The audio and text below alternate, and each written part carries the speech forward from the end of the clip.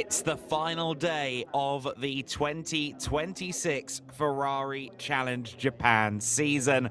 Welcome along to Suzuka for what promises to be an exciting conclusion to a fabulous year here in Ferrari Challenge Japan. We start off with the standalone race for the Copper Shell AM division of Ferrari Challenge Japan. In yesterday's race, a new champion was crowned. Jay, the double winner from Fuji, continued his rich vein of form to take third place in the race, and with it came the ultimate goal for the season, that being the championship.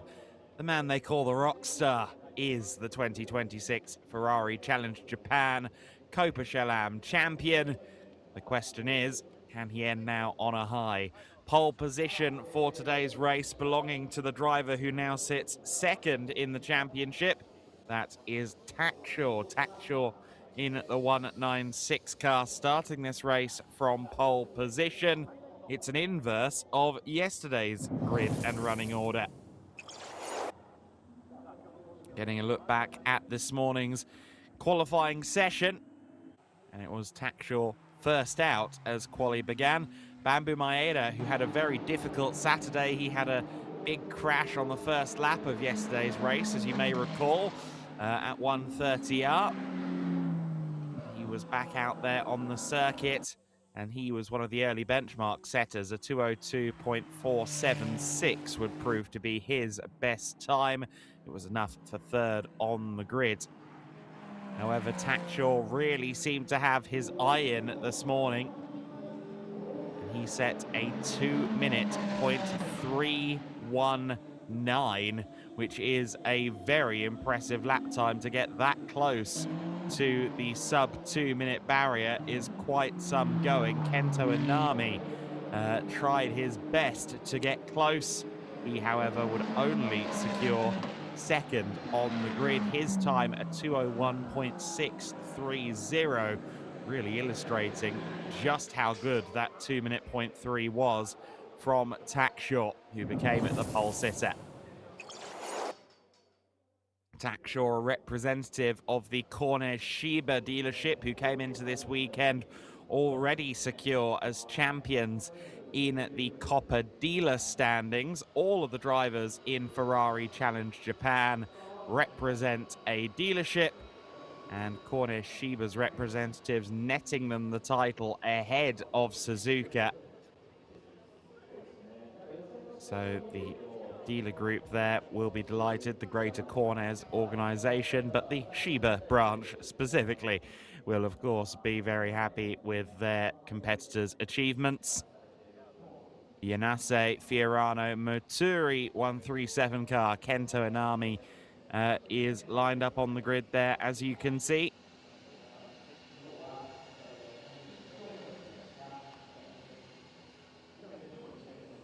He will be focusing forward to try and repeat the victory from yesterday's race. He was on top here on Saturday in what was a very dramatic motor race. There were a number of incidents and only 5 cars left at the end of it all. They'll be hoping for a slightly less prolific rate of casualty in this race. Now, just to illustrate to you exactly how good the lap time was from Tackshaw this morning, his 2-minute .319, which nets him pole position here in Shell AM.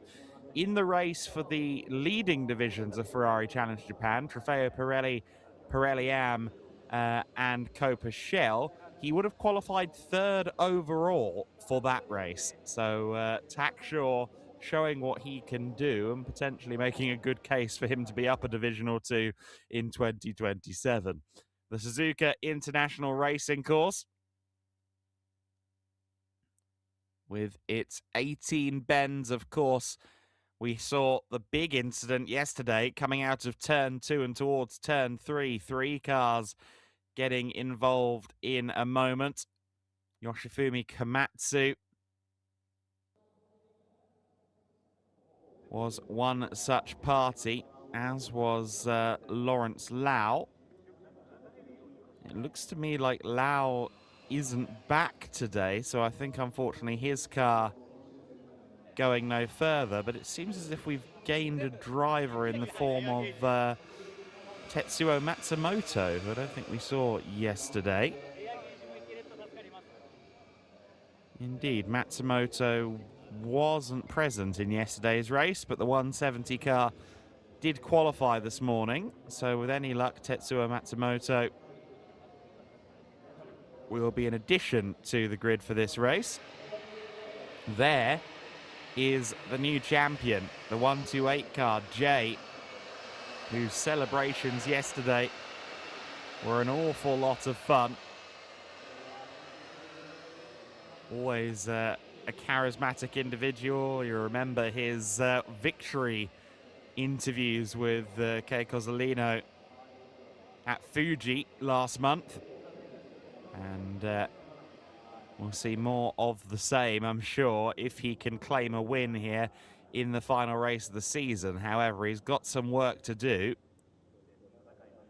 starting from 5th on the grid. However, we saw how things rather opened up for him yesterday.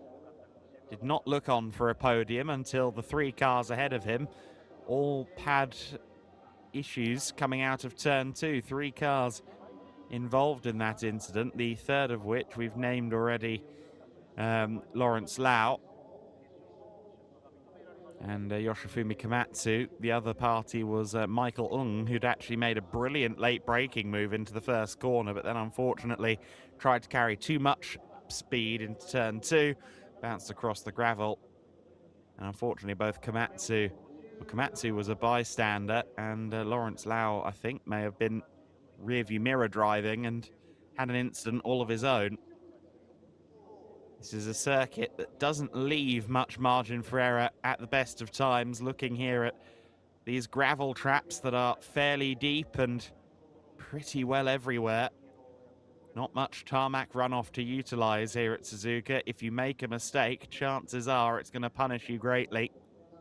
Air temperatures slightly lower than they were yesterday, 32 degrees Celsius. And 57 degrees of track temp, which is getting on for 7 or 8 degrees less than we had yesterday. So for the tyres, for the drivers, there's a degree of respite compared to the conditions we were facing here on Sunday. On Saturday. So following yesterday's race, Jay more than secure as champion. There are 16 points left to score following this morning's qualifying, where the pole sitter gains a point. Jay is on 88, so no matter what happens for him in this race, as we had confirmed yesterday, he will be the champion. Takshaw is on 60 points. Kento Inami, alongside him, is on 60. So the battle for second in the championship is still alive. The next party in the championship battle is Bamboo Maeda. And after his non-finish yesterday, I don't think he can, in fact, he cannot reach P3 and up. So it's going to be between Takshaw and Inami for second in the championship. 6 points between them. It's 15 points for a race win, 12 for second, 10 for third, and then down to 8 points for fourth place, which means, in essence, that Inami needs Takshaw to not only be behind him at the flag to secure second in the championship, he also needs Takshaw to fall outside of the podium positions to have any hope of winning the championship today. And that certainly feels like potentially long odds based on yesterday, because we saw in yesterday's race that Takshaw and Kento Inami really were a step above everybody in terms of race pace. And of course, with Takshaw's qualifying time this morning, 1.3 seconds clear on pole position, you'd be hard-pressed to visualize a scenario where he hasn't got the race pace to stay on the podium. Tackshaw starting this one from pole then. Inami second on the grid. Can yesterday's winner make it 2 from 2? Inami will be on the outside of the front row. Bamboo Maeda looking to make amends for yesterday's first lap dramas. He's alongside Komatsu. The new champion, Jay, starts from 5th place. Hirotaka Nishida in 6th position. John Leo will start from 7th place, as alongside Asuki Ozaki. Both of them had their best ever finishes yesterday. Tetsuo Matsumoto in 9th place. And Michael Ng should be taking up the rear from 10th place. Now let's just count through if we can and make sure all 10 cars are there. Hopefully we get a wide angle with all the cars in shot. There's your first 5 through, 6, 7, 8, and we cut away, which I sensed coming. But we do have all 10 there. That is 10 cars in picture, so that is good news. The Copper Shell AM division often up there in the teens in terms of numbers, and that was due to be the case again this weekend. We lost a couple on Friday and had a couple of no-shows as well. So a slightly depleted grid, unfortunately, but as we saw yesterday, Tackshaw and Inami can certainly give us a good battle. I would think that Bamboo Maeda has a point to prove from 3rd on the grid as well. And then, of course, there's the rockstar. There's Jay, our new champion, in 5th place. He'll be keen to make a positive conclusion to his time in Copper Shell AM. Next season, he will be bumped up. He will go into Copper Shell.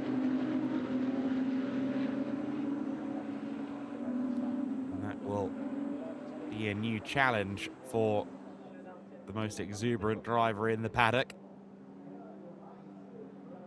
The Ferrari 849 Testarossa leads them down to 130R. They're about to go into 2x2 formation here at Suzuka. We're about ready to go racing for 30 minutes plus 1 lap.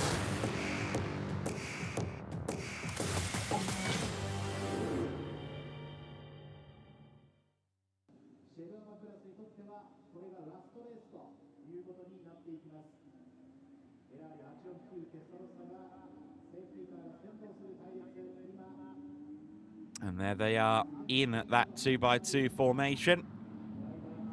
The 849 Testarossa will part ways with the circuit. There will be 10 Ferrari 296 Challenge cars in line astern 2x2 formation. The red lights greet the drivers. Who will win the drag race down to the first corner? Bamboo Maeda was the fastest starter yesterday. Can he get a good launch again on Sunday? Long hold there, but the lights are out, and again Bamboo Maeda seems to have timed that to perfection. Tackshaw has to go defensive from him. Inami tries to hang it around the outside, but it is Tackshaw that leads through the first corner. Tackshaw, our pole sitter, with a good lead. Inami under threat from Bamboo Maeda in 2nd place. In 4th position, I believe that is Nishida. And then Jay in 5th place. In fact, no, that's Komatsu in 4th place, my apologies. But he's where he started.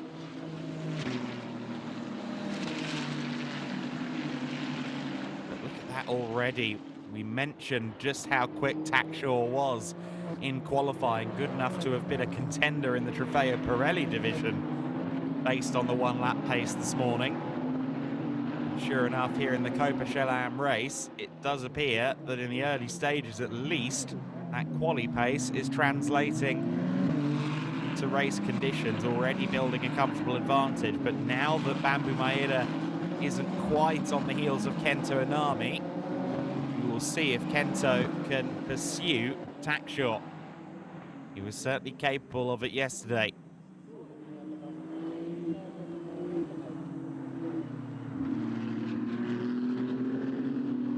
What a spin further back in the field.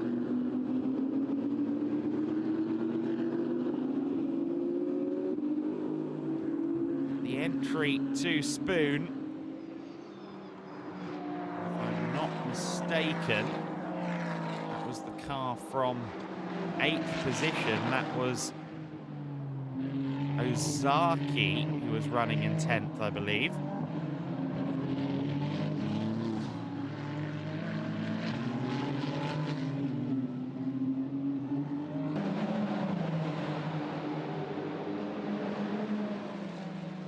He's managed to gather himself up and has continued on in this race.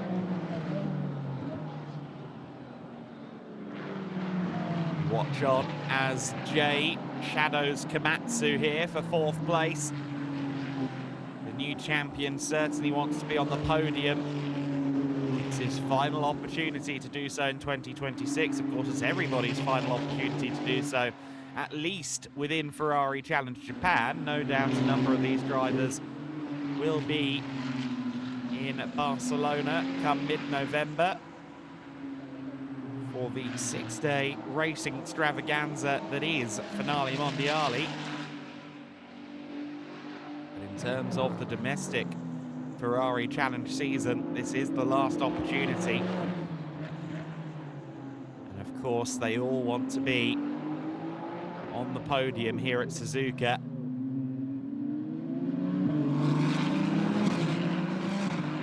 One can argue the merits and the fours and againsts of which circuit in Japan is the most coveted and prestigious. Is it Fuji? Is it Suzuka? I think a number of people would err on the side of Suzuka. So this is a podium that all the drivers want to have, a trophy that all the drivers want to have on the mantle.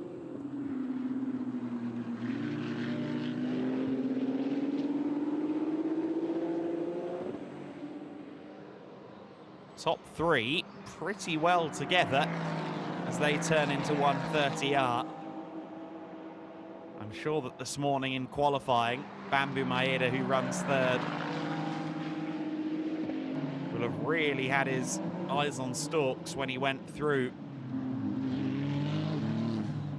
the 130R corner for the first time in yesterday's race. If you recall, just lost the rear end on the very first lap of the race. And while the car was okay and he was okay, he unfortunately did back it into the tyre wall and could take no further part in the race. You don't soon forget a moment at 130R. I'm sure that one was playing in his head this morning. Getting a replay of the start, and for the 2nd race in a row, Maeda was the fastest out of the blocks, but he wasn't able to barge forward into the lead. After defending from Maeda, Tackshaw was quite comfortable through the first couple of corners.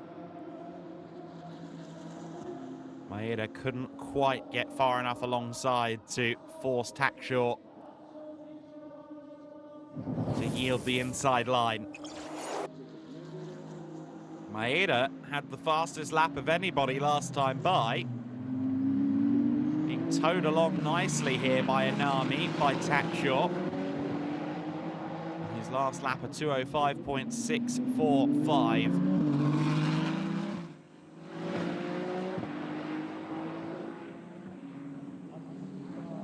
Although that kind of pace does make me wonder if Tackshaw is just being a bit conservative here in the early stages. Given he qualified in the low 2:01s, I think his race pace probably can be better than a 2:06.0, which is what he logged last time by. It may just be that he's looking after these Pirellis in the early stages to have more to fight with later on. Komatsu and Jay still lock horns in 4th place.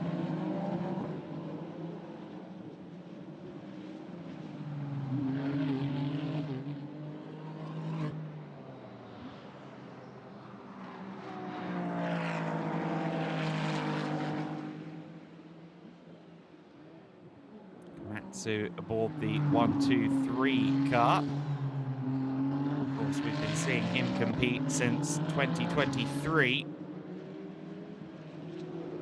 in Ferrari Challenge Japan. We look back to 6th position and Tetsuo Matsumoto.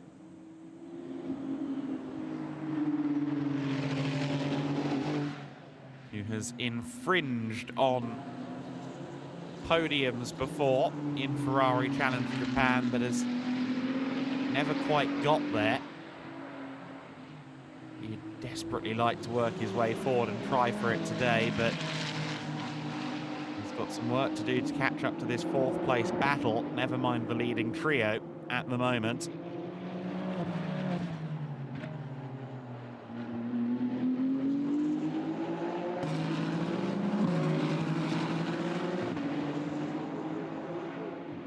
Actually, he did break his podium duck at the Fuji round. He did claim 3rd place at Fuji, which slipped my mind momentarily.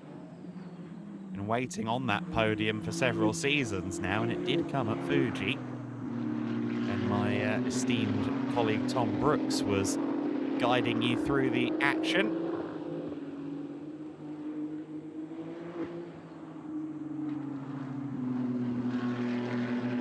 1-2-8 of Jay, powers out of Spoon curve. Spoon is such a good opportunity. You can make an overtaking move at Spoon itself, of course, but it sets you up so well for this run down to 130R and then subsequently to the final chicane, the Casio triangle.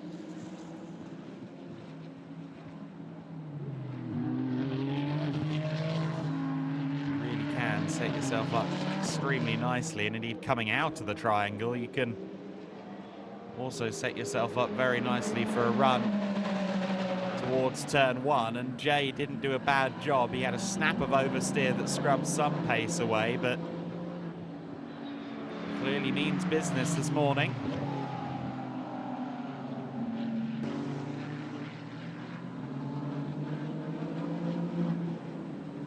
We saw there on the graphics a few moments ago that Tackshaw, now the holder of the fastest lap, and slightly extending his advantage over Inami here, down to 1.2 seconds. Getting an overhead view there of the S-bends as Matsu leads Jay around for the time being. Slightest slip up, the mere suggestion of a missed apex could be enough for Jay to get an opportunity here. He is at super close range. Down into the hairpin they go. Of course, climbing all the while. The high point of the circuit is up at Spoon.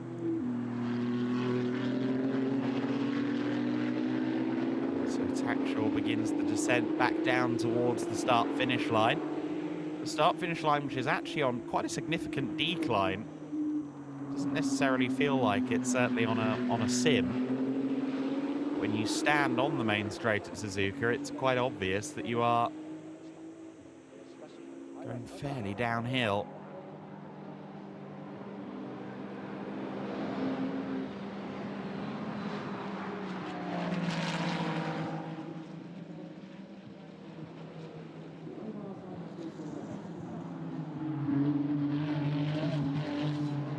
Just over 1/3 distance complete then in this race. It appears that Tackshaw has started to wind the taps up on that leading 196 entry. 1.6 seconds clear now of Inami. Just building the pace up gradually. Inami, I think, with more imminent concerns in his rear-view mirror than his windscreen at the moment, with Bamboo Maeda following him close in 3rd place.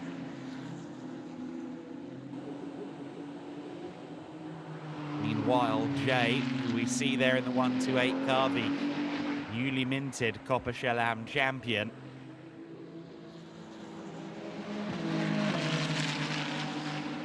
certainly not far away as they approach the Degners. Had a little think about making a move. Well, it was more than a thought, wasn't it?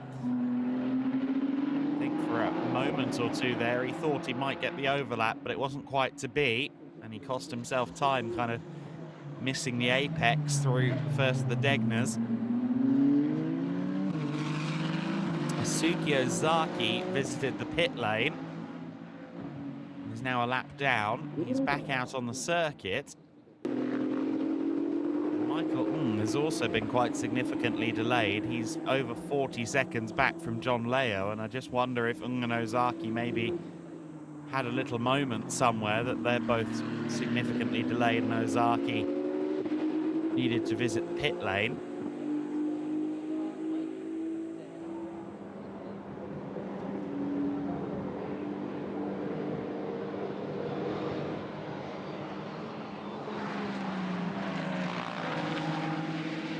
Through 130R they go.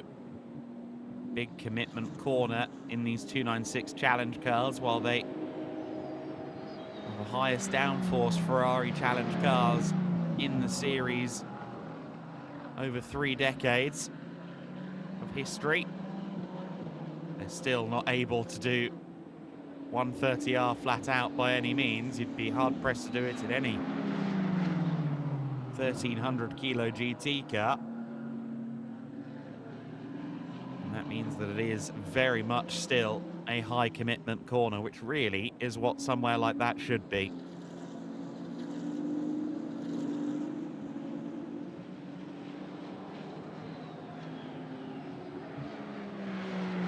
We saw Matsumoto through there in 6th place and now go back to 7th and 8th. Nishida and John Leo running P7 and P8. Leo with his best ever finish yesterday, a 4th place.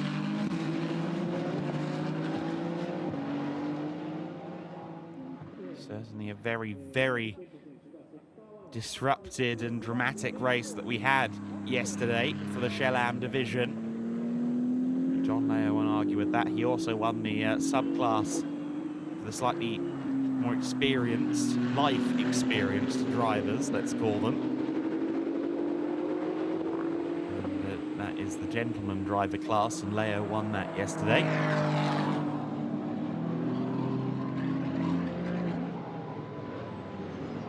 I believe it's Matsumoto that leads the way in that consideration so far in this race. Now Takshaw has really fallen back here into the clutches of Inami and Bambu Maeda. Is there perhaps an error somewhere for Takshaw?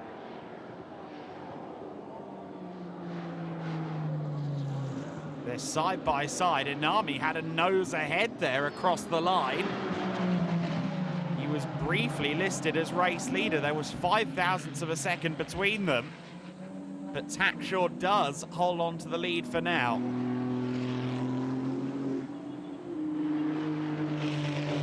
In fact, no, sorry, that is Inami through. Inami did get through. Now, what's going on with Takshaw? It seems like he's lost all of his pace in one fell swoop. He was, as you see there, almost 2 seconds slower on the previous lap, and it doesn't look like that pace is returning to his car.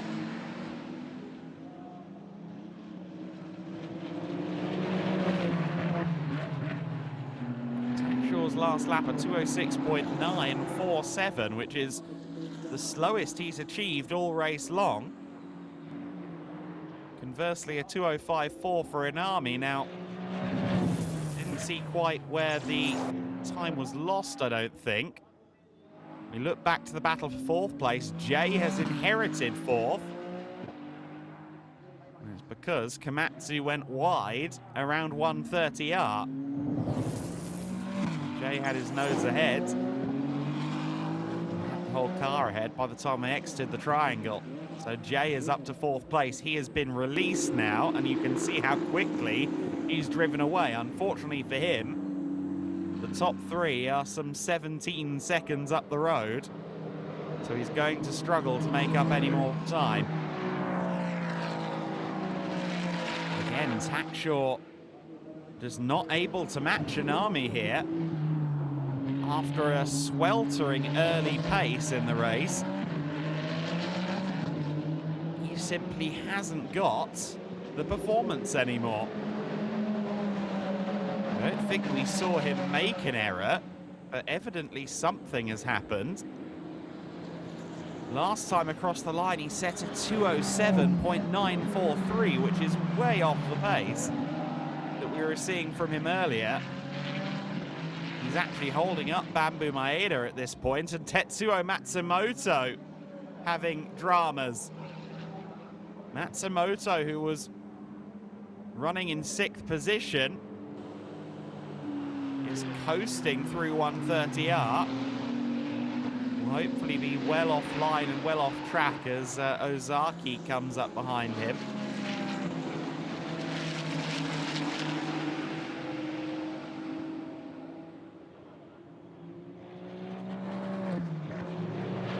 Tackshaw has mysteriously lost his pace. Can we rediscover it, or is he now stuck with this situation? Maeda looked a lot braver there and a lot more confident on the brakes than Tackshaw. Now, is that the case again through Spoon? Let's have a look. How much do they close? Not massively through Spoon, although Tackshaw doesn't quite nail the apex of the corner. Matsumoto into the pit lane, as you would expect. There's Tackshaw running home free in the race lead. Maeda still trying to find a way around Tackshaw. Of course, he's thinking to himself, right, well, Tackshaw's car doesn't appear to be A1, but I need to find a way through to try and chase Anami. Tackshaw, though, still defending with everything he's got left. Which evidently isn't quite as much as what Bamboo Maeda has. The cars are still level pegging in a straight line. Doesn't appear that there's anything amiss there. Not sure quite how Tackshaw has ended up with this lack of pace, but Maeda gets through into 2nd position, and it does seem that the braking zones are where Tackshaw is losing out. I wonder if he's potentially dealing with an ABS issue or something of that nature. We haven't seen him locking up, but just seems to be losing in the braking zones, and look at how he's backed off immediately from Bamboo Maeda. Well, for Tackshaw, this is an unwelcome twist in the tail of the weekend, and he's now going to want to try and limp home to 3rd position, because as you'll recall, I mentioned that as long as Tackshaw finishes on the podium, he will take 2nd in the championship. However, if he finishes 4th behind Jay, that changes the picture somewhat. If he finishes 4th and Inami wins the race, Inami will inherit 2nd in the championship in the last gasp.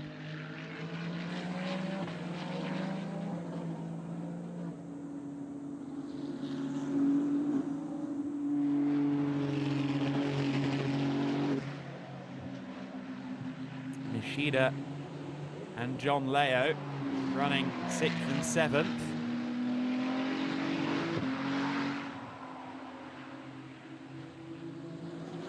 To Cornish Shiba representatives.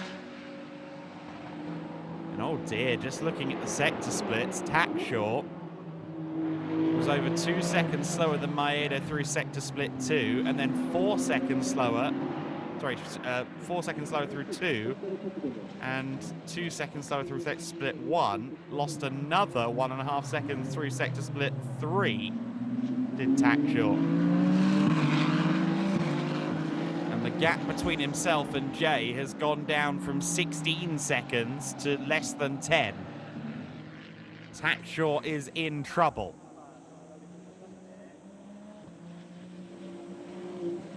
Last time by, Bamboo Maeda set the fastest lap of the race. So Maeda is in a hurry. His last lap at 2:04.0. While he can't infringe upon the top 3 in the championship, he can certainly end the season on a high here and secure his 4th place. I frankly don't think he's considering championship points. He just wants to end on a win.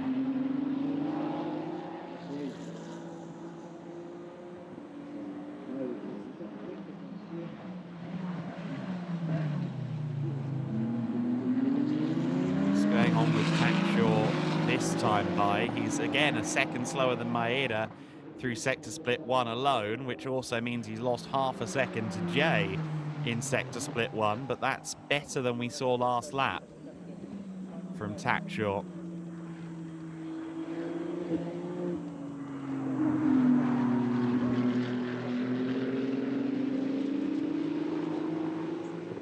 Maeda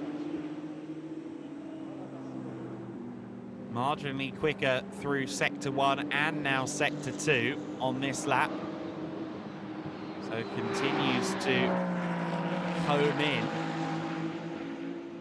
I imagine that Jay has had a message down the radio to say opportunity knocks. He's been lapping quick. He just set a personal best sector 2. Oh, Bamboo Maeda! Bamboo Maeda into the wall coming out of the final corner. The car just snapping there. Coming through the final turn, I guess that was potentially coming out of a gear change.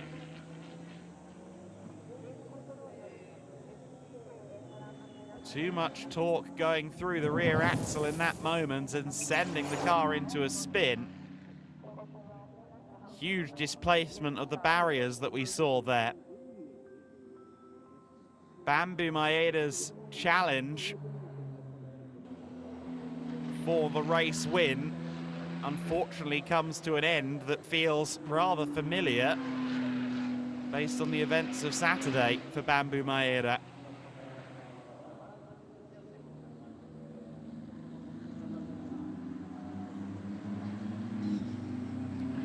First and most important, of course, is that Bamboo Maeda is okay.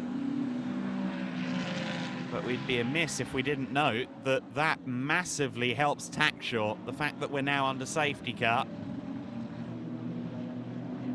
If he dropped down to P4, he would have been down to 3rd in the championship.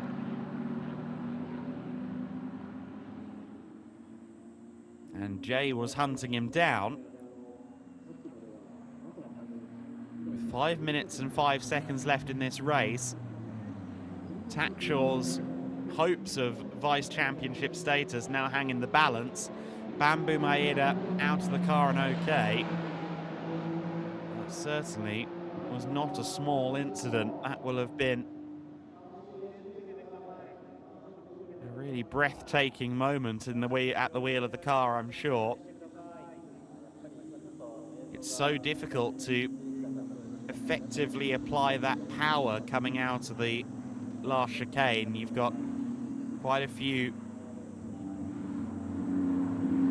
switches and changes in the camber. It's slightly off camber as you come out of the final chicane and head around the pit exit, pit entry.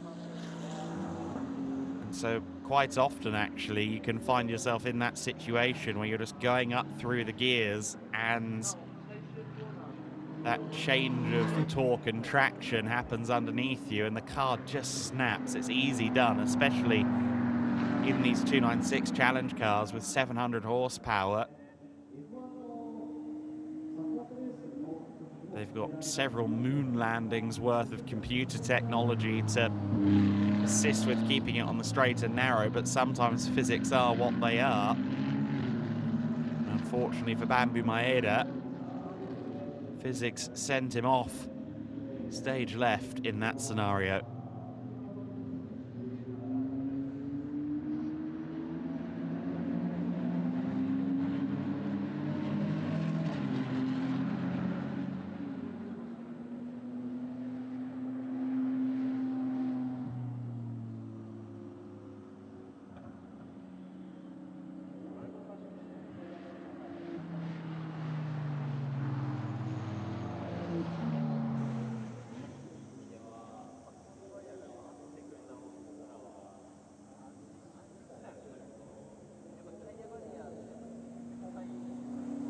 So it looks like they've caught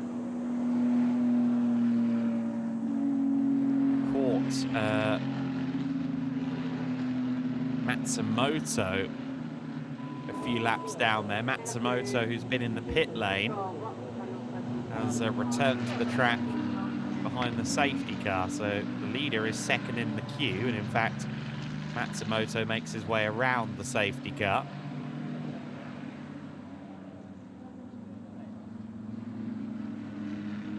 Now the big question for Tackshaw is going to be, do we get this race back underway?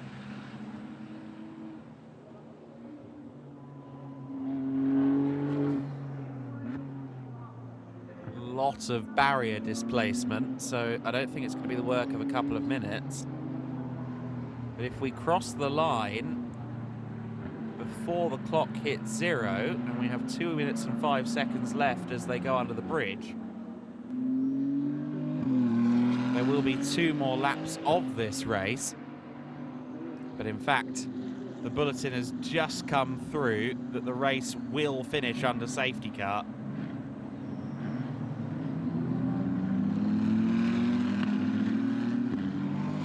Given the number of barriers that will have been displaced by Bambu Maeda's moment, that's not really a surprise. But for Tackshaw, it is a massive sigh of relief, because if he'd been off the podium, he'd have lost second in the championship. However, with Inami taking what, at least provisionally, would be his second win of the weekend,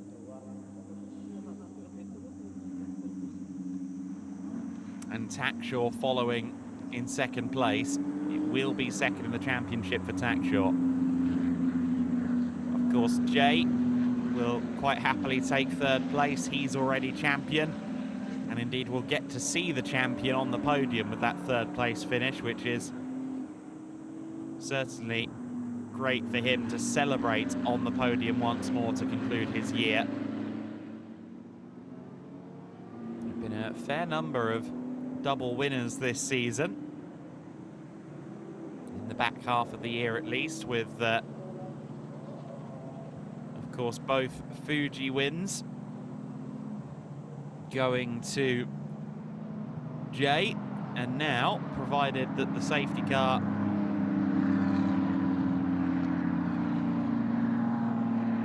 goes without a hitch, Inami will win his second race 2 days in a row victory for him here at Suzuka. Now the clock will hit 0 just before the next lap, so this will now begin the final lap under safety car. There's a chance, of course, that they decide to wave the checkered flag a lap early here, but I think they will adhere to the race distance rules.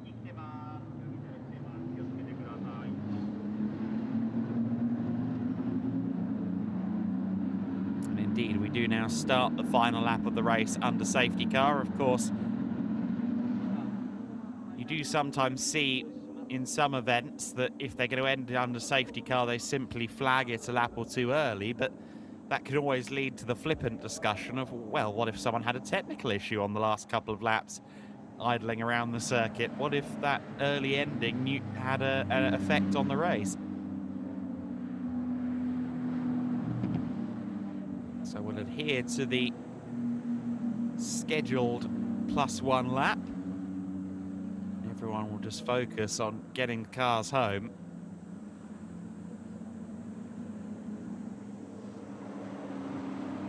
Of course, we alluded to Inami on the verge of making it 2 wins in a row here at Suzuka.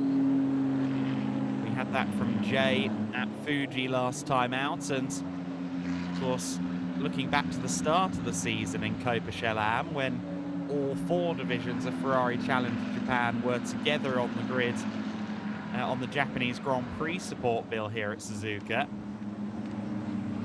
we once again saw a double win. That was from Zed Falcon, who quite promptly, after running top 5 overall throughout that weekend, got bumped up from Copa Shell, completely Copa Shell Am he was in, completely bypassed Copa Shell Am, and Coperchel to move into Trofeo Pirelli for the rest of the season, where he has been very strong indeed. I dare suggest that this race will mark a transitional moment for a few of these drivers. Tackshaw, based on that quali lap alone, I think is probably due a bump up to at least Coperchel. You can see someone like Inami, who's more than able to match him on race pace, also taking a step forward next season. We know that Jay, should he return to Ferrari Challenge Japan, which we certainly hope he does, he will be up a division. The champion of Coperchel will always get bumped up into Coperchel. Ditto, the champion of Coperchel will be put up to Trofeo Pirelli. It continues on in that fashion. So I wouldn't mind betting that everyone on the podium in this race will have tougher competition to face in Ferrari Challenge Japan 2027.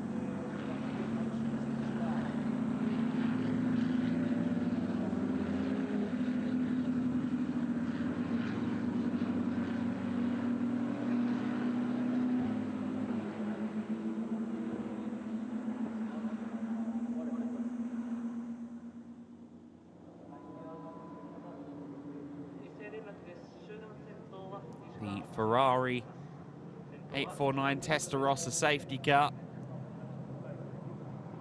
leads the pack around 130R for the final time, and for Kento Inami, his race win will not quite be enough to steal away second in the championship. The driver that's second in the queue, Tackshaw, will solidify second in the championship with this result. I think Bambu Maeda may fall back beyond fourth position, unfortunately, with what will be a non-point score for him. But Inami crosses the line and will win the race. Inami from Tackshaw, from Jay, your podium. Komatsu secures fourth position ahead of Nishida. In fifth place, John Leo across the line in sixth. Michael Ung in seventh. Ozaki, Bambu Maeda and Matsumoto the rest of the order. But of course, Bambu Maeda not able to take the checkered flag.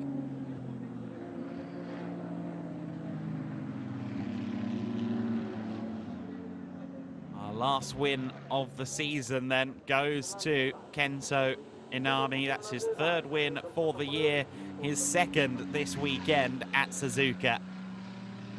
Inami has performed magnificently here at the home of the Japanese Grand Prix. He seems to rather like this place. I think for Tackshaw in second place, there's an element of what might have been.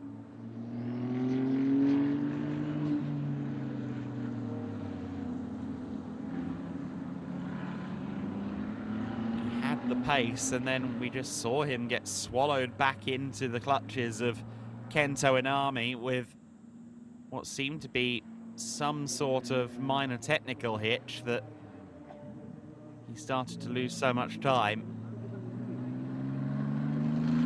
Make do with second.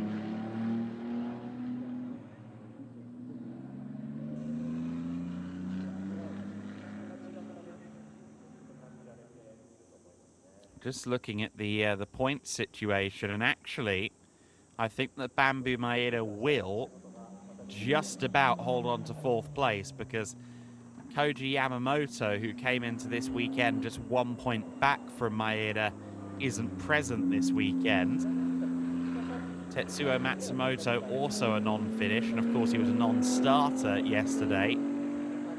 Michael Ng in seventh place, not close enough to inherit a position from Bambu Maeda. So no, Maeda will be safe in fourth in the championship behind Tackshaw, Inami, and this man, the 128, Jay, who secured that championship yesterday here in Coperchel.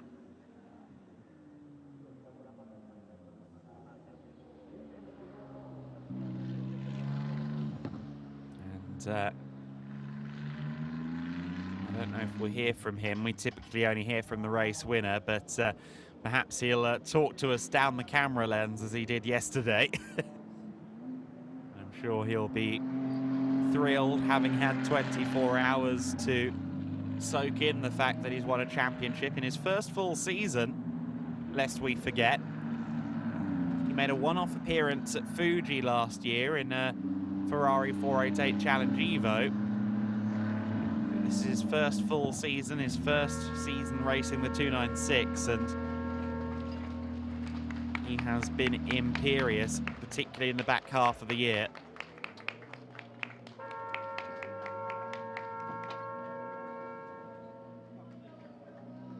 But Inami making it 2 from 2 in Copa Chelam here at Suzuka. Congratulations from his team, from his coach. Takshaw and Jay pull up with him.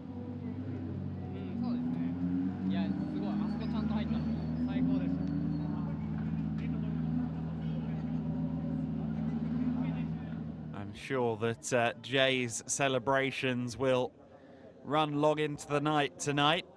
I'm sure he got to bed early yesterday despite winning the championship. He knew he had to go racing on Sunday, but now he can let his hair down and enjoy the spoils of championship glory. He's out of the car, fist bumps ahoy.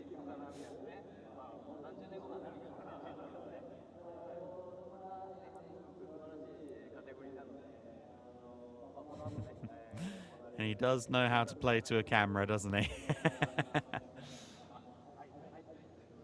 Truly one of the characters, and nice to see him there. Having a little embrace with his car. Here we have the race winner today and the final race winner of the season for the Copa Chelam category. Kento Inami, congratulations. おめでとうございます。ありがとうございます。 I know yesterday you were saying that you wanted to get pole position and wanted to secure the victory today. Unfortunately, you couldn't get the PP, but you won fantastically the race and you finished second in the championship. What are your thoughts? 昨日のレース後インタビューさせていただいた時には、なんと今日のレース頑張ってポールポジションを取りたいということで、惜しくも2位でした。しかしながらレース完璧なレースオーバーテイクで優勝となってランキングも2位となりましたが、いかがでしょうか、心境の方は。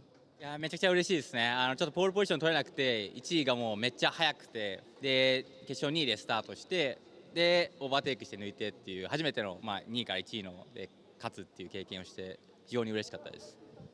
Yeah, he says, you know what, it was for me an incredible race because, I was able to finally, for the first time in a race, to actually make an overtake for the winning maneuver, and I'm really happy about it. Great feelings for that. So, this year we are finished. Will you be back next year? 来年またチャレンジされますか？来年行きます。やります。 He said he'll be back. Back to you. That's great to hear. I somewhat suspect that he'll be back as a Copa Shell driver in 2027, but we'll see how he gets categorized. Certainly, Inami has proven to be very quick this season. I wonder if we'll get the opportunity to hear from our champ while Kei Cozzolino is down there. I can see him. And indeed, I think, yes, Kei Cozzolino is going to be greeted by Jay. And of course, we cannot forget about the Drivers' Champion this year for the Copa Chelam category 2026 Ferrari Challenge Japan. Driver Jay, congratulations! Gracias. Muy hermoso, mi padre Enzo Ferrari y Kei Cozzolino. Sí, gracias, arigato, thank you. Kapunka. Dankeschön. You speak a lot of languages. I heard a lot of more Spanish than Italian, but congratulations to you again. So this year was your first year in Ferrari Challenge. It looked like you were suffering a little bit in the beginning part of the season, but from the halfway on point, you were really, really going fast, and you were able to secure the actual championship yesterday, and today you secured P3. What are your thoughts? さあ今年、デビューされましたよね、J さん。そして、前半よりも本当中盤からいきなりラップタイムも速くなってきて、もう驚異的なスピードを発揮されて、なんと昨日のもうレース1の時点でもチャンピオンとなりましたが、はい、もういかがでしょうか。いやケン・ミラーグロ本当にびっくりですよ。本当にこのフェラーリチャレンジのチャレンジというところにね、自分がいられたってことが嬉しいし、素晴らしいドライバーの皆さんと一緒に戦えたってこと、レースできたってことが最高でした。Yes, incredible feeling for me to become champion as a rookie this year, and I'm really happy. Thanks to a lot of my teams, my members supporting me all the way through this season. Lastly, do you have any messages for Ferrari fans on the world, and for maybe some drivers that are thinking of participating in Ferrari Challenge for the future?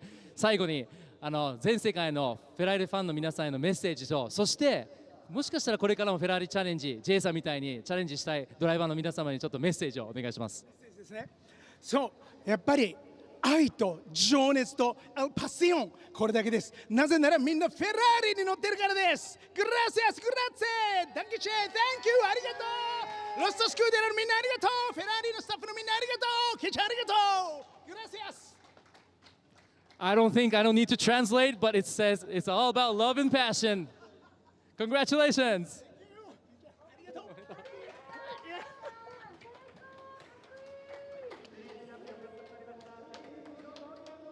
The best interview in motorsport and potentially any sport is an interview with Jay. He will answer you in 6 languages, and he will embody that passion, that love, and indeed that excitement. And he certainly enjoyed his season in Ferrari Challenge Japan. I certainly hope that we see him back in 2027. What a character. He has been great to watch on track, but as we discovered at Fuji with those winning interviews after his first and second victories in Ferrari Challenge Japan, we knew that, we found out that day that he was quite the character.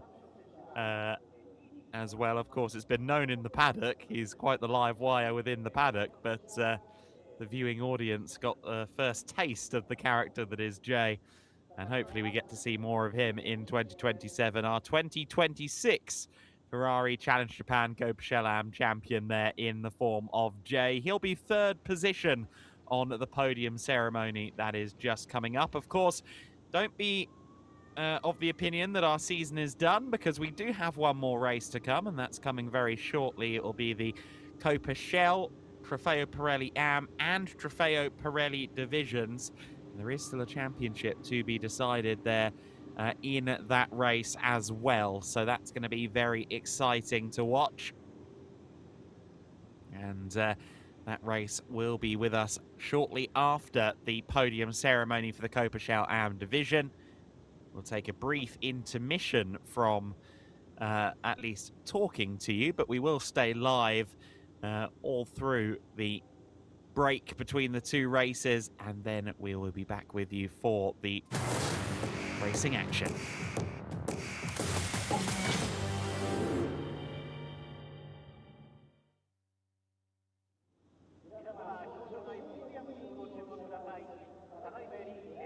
But for now, we are ready for the podium. We're going to welcome the race top 3 on to the podium. And we will, of course, start with the champ, with the rock star, Jay. Rosso Scuderia's driver onto the podium.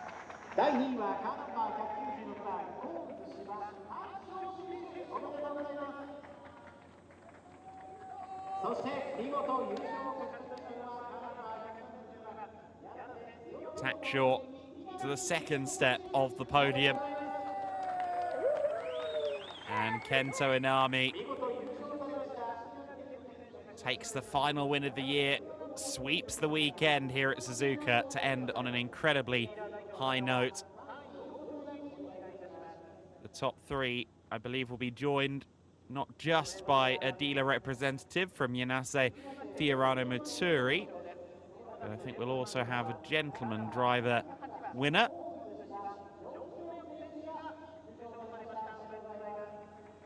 And it is once again John Leo from 6th position overall, who is the first of the gentleman driver subclass competitors. And we'll now observe the Japanese national anthem.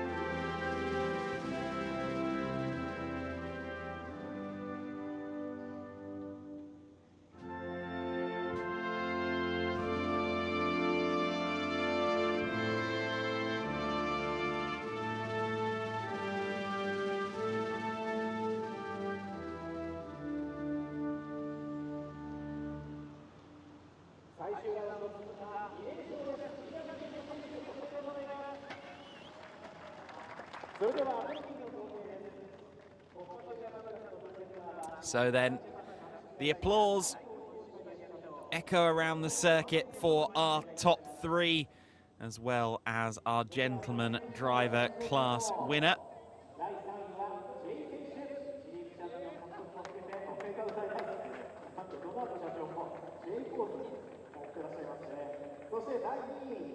And you see Donato Romaniello, the president and representative director of Ferrari Japan, making the presentations here. Great to see him on site with us once again. Of course, these Ferrari Challenge Japan events, such an important cornerstone for the Ferrari Japan organization. Beyond the drivers on the circuit, a great many loyal customers and enthusiasts of Ferrari are here on site to join the festivities. And certainly Donato Romaniello enjoys these weekends.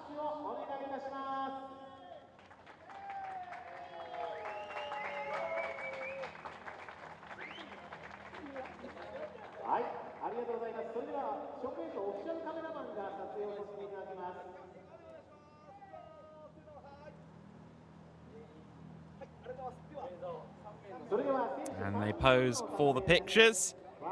The top three will now get a photo together. And then for the final time this season, our Copa Shell front runners, our top three in the championship, represented on that podium, with Jay being the champion, Takshaw being the runner-up, and Anami being third. An apropos podium then, and one last spray of the champagne to conclude the year for our Copa Shell drivers.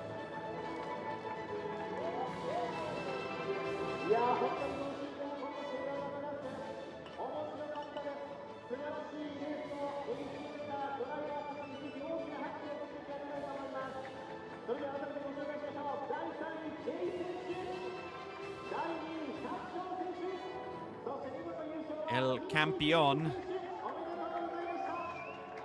de Meister, the champion. I speak fewer languages than Jay, but in whichever language you speak, it's evident that he has been a force to be reckoned with in 2026. And we'll see him back, I'm sure, in the 2027 season. You will be watching on with interest, as we all will, for the next race, which is coming up very shortly for the Copa Shell, Trofeo Pirelli Am and Trofeo Pirelli divisions. But in a moment's time, we'll look back on that race in Copa Shell Am. Certainly some dramas there Didn't go to plan or to script for everybody.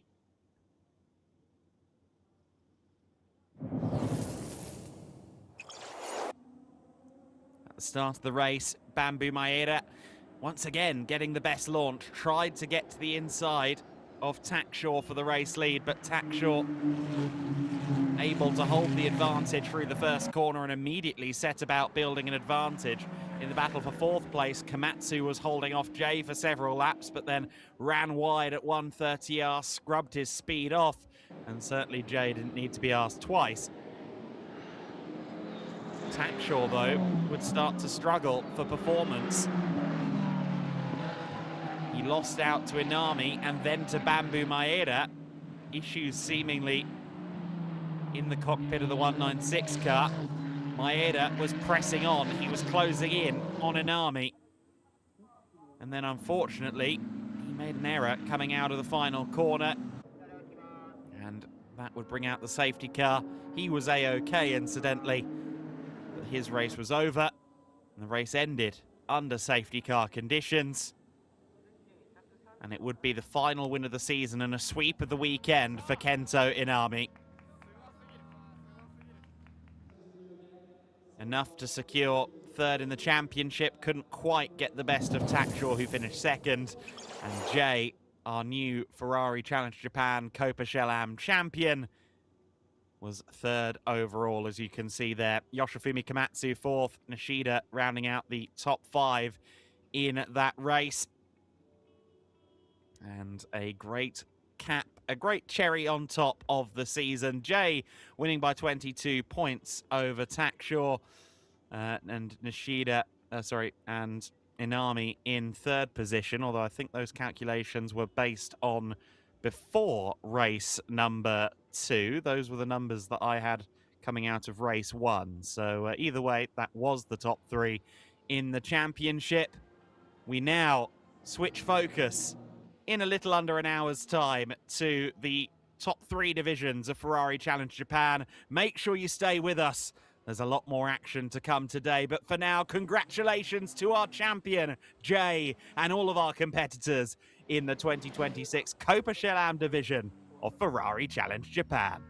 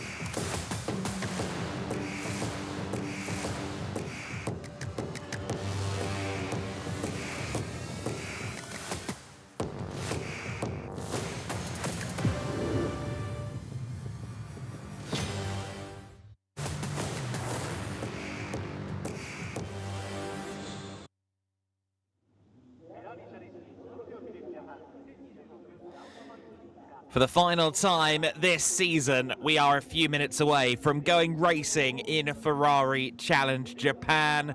The Trofeo Pirelli AM and Copper Shell divisions set to give us our final foray into racing action for 2026. A nice full grid of the fastest drivers in Ferrari Challenge Japan to conclude what has been a fantastic year to this point. We have firm favourites in a couple of divisions of this grid. We do not have champions concluded in all divisions. In the Pirelli AM class, we do have our champion confirmed, and that'll be Kenbo.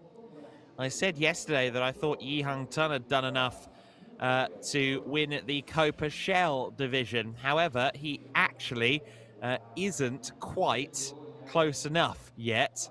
He has a lead of 16.5 points. As we get a look back at race 1 from yesterday, it was Yamatatsu who led the way in the first race in the purple 77 car. We had a few drivers straying beyond the track limits at the all-important and very tricky 130R corner. And we had some great battling at the front of the field and through the mid-pack as well. Unfortunately, there was a little bit of a spin. That was Kenbo in the 70 car having a moment.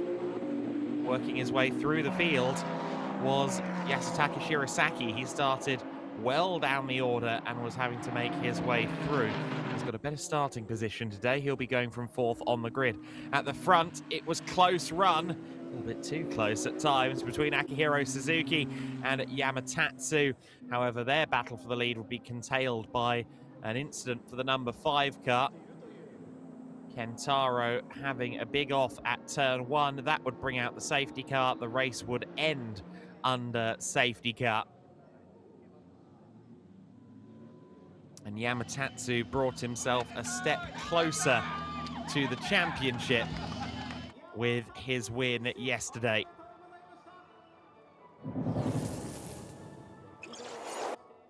So that was yesterday, this is today, and Yamatatsu starts on the front row of the grid. We saw on pole position is Akihiro Suzuki, Yamatatsu alongside him. Now let's just quickly tell you about the other divisions, because in Trofeo Pirelli AM, Trofeo Pirelli AM, Kenbo is champion, as we said. And actually, yesterday, Yi Hang-tun had not quite secured the championship yet. However, in qualifying today, he has now secured the Copa Shell Championship. So Yi Hang-tun is confirmed for that title. Trofeo Pirelli is the fight that's left then, and it will be contested by those on the front row of the grid. Akihiro Suzuki, our pole sitter, has 96.5 points after the additional pole position point from qualifying earlier on this morning. This is a look back at that qualifying session. There is the 103 car of Yi Hang-tun, who will start 6th in the overall order. That puts him comfortably on Copa Shell pole. the driver who started the year in Copa Shell Am and will leave as Copa Shell champion this year. What a season he has had in Trofeo Pirelli Trofeo Pirelli Am, Phil Kim with 4th on the grid overall. He is the first Trofeo Pirelli Am driver in the field for today, so he's got himself a good starting place, and he's got a bit of a gap back to the rest of Trofeo Pirelli Am as well. But Akihiro Suzuki was on great form. He was the only driver in the field to lap under 2 minutes. A 1:59.981 was the time that the 17 driver netted. The Auto Speciale dealer representative securing the final pole position of the year. And so that means he is 10 points away from championship leader Yamatatsu. And what that means in essence is that Yamatatsu is a heavy favorite where it comes to the championship. There will be 4 cars running as Trofeo Pirelli entries today after the number 5 car, after Kentaro's issue yesterday. That car's not back out on the grid, so we're down to 4 cars in Trofeo Pirelli. As long as Yamatatsu finishes the race, he will be champion. And that's, of course, in the case of Suzuki winning. If Suzuki doesn't win, that changes things further. If Yamatatsu fails to finish, then Suzuki would need to be on the podium to win the championship. But Yamatatsu primarily just needs to focus on keeping his nose clean, and he will be champion. Of course, in the event of a tie in championship points, they go back to the number of race wins that a driver has, and Yamatatsu has 3.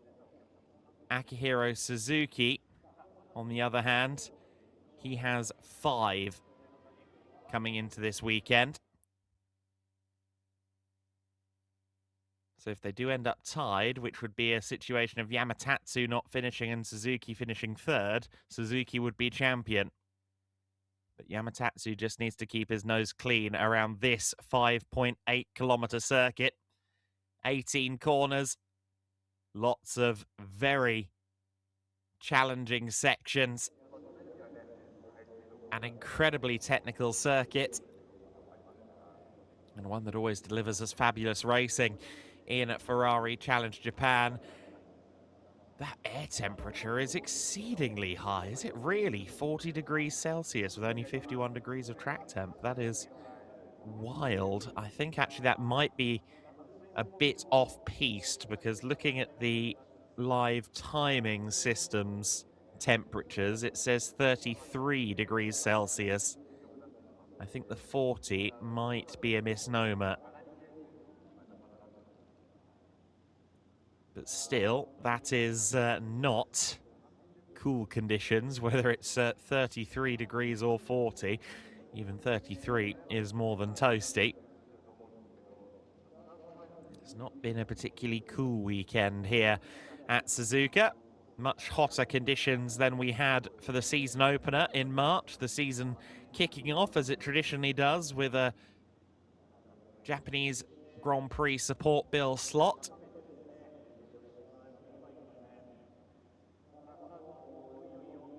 And we return to Suzuka for the season finale. So Yamatatsu, heavy favorite in the championship. Akihiro Suzuki will just focus forward, aim for the victory, and see if anything else can come his way. But he needs Yamatatsu to have a misfortune today to have any hope of winning the championship. Again, the Trofeo Pirelli Am title secured. Kenbo is the champion there. Yi Hang-tun is the Copa Shell champion as of this morning after netting that pole position point.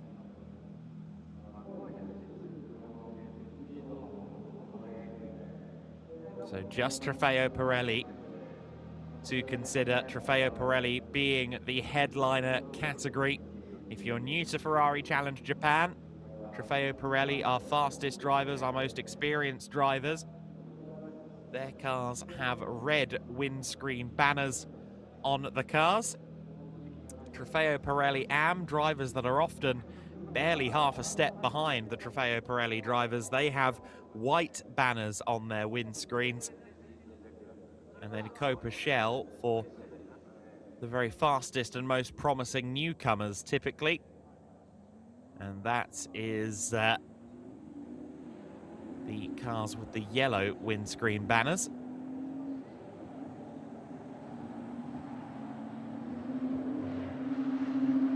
Of course, we decided the Copa Shell AM title yesterday in favour of the man they call the Rockstar, Jay. And as Copa Shell AM champion, should he come back to Ferrari Challenge Japan in 2027, he will be bumped up to Copa Shell. That's what happened, of course, to last year's Copa Shell AM champion, Alex Fox. Akihiro Suzuki starting on pole position. Yamatatsu alongside him on the front row of the grid. From third position, a much better starting position this time around for Yasutaka Shirasaki. Had to work from outside the top dozen yesterday. Phil Kim, the first of the Trofeo Pirelli AM drivers, starting from fourth place. Motiko Isasaki alongside Copa Shell pole sitter Yi Hang-tun on the third row of the grid. Then it's European guest, the Austrian Ernst Kirchmeier, alongside Cold Max, who was imperious yesterday in the Trofeo Pirelli AM category to win that class. Zed Falcon lines up ninth alongside Liang Chen-yu. Kenbo starting from P11. And he's alongside Hirata Naorayu and Toshihito Furai. Next, Michael Choi and Alex Fox rounding out the 16 cars that take the start. Of course, we saw Kentaro, unfortunately, in the barriers at turn 1 yesterday, and he's elected not to take the start today. A lot of damage on his existing chassis, and decided that he wasn't going to trouble Ferrari Japan for use of one of their spares this time. So 16 cars set to take the start here in Ferrari Challenge Japan. Our most experienced and quickest drivers will be doing battle for Yamatatsu. What a season this could be. Remember, Yamatatsu started the year as a Trofeo Pirelli AM driver.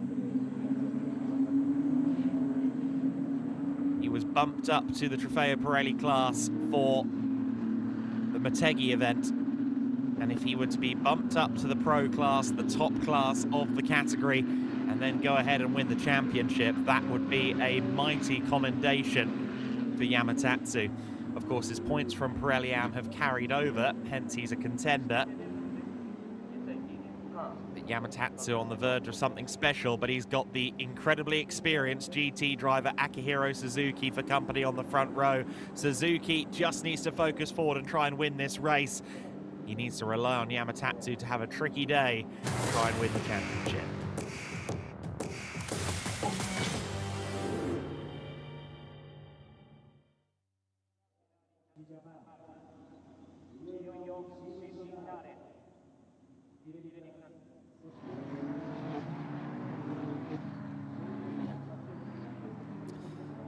Well, our top three, our top two, side by side. 3x3 would be Indianapolis. The entire field in a 2x2 formation as they head through the triangle. It's going to be a rolling start, half an hour plus 1 lap of racing to come here in Ferrari Challenge Japan.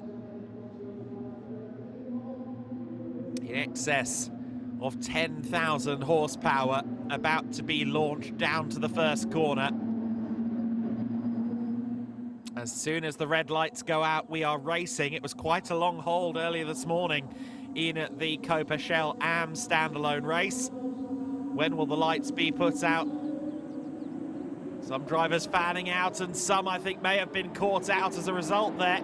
Some carbon fibre flying in the mid-pack, but at the front of the field, it's Akihiro Suzuki that leads. Yamatatsu follows through in second place, Shirasaki in third, Phil Kim retaining fourth place ahead of Isosaki as well.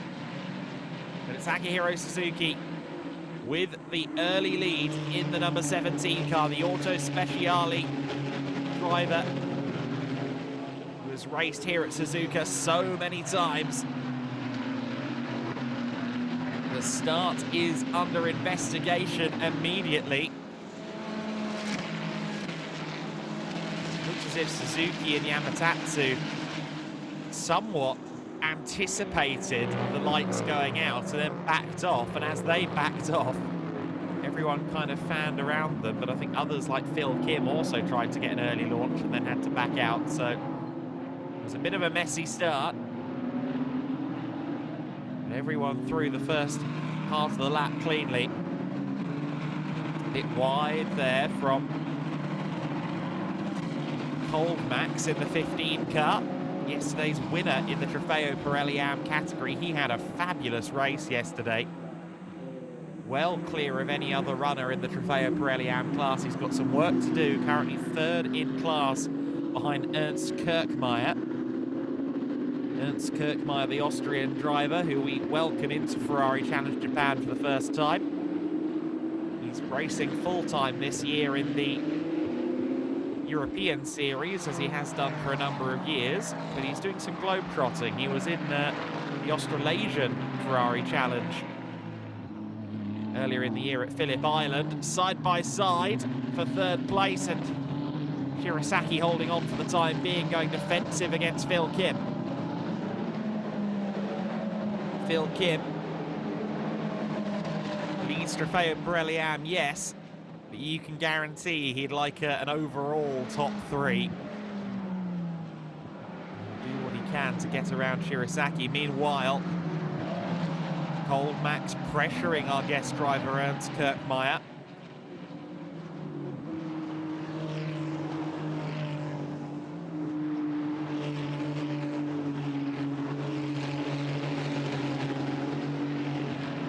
The 16 parties have crossed the line at the end of the first lap, so no dramas to speak of on lap one of the race. For Suzuki at the front of the field, everything seems to be going to plan. 1.3 seconds clear.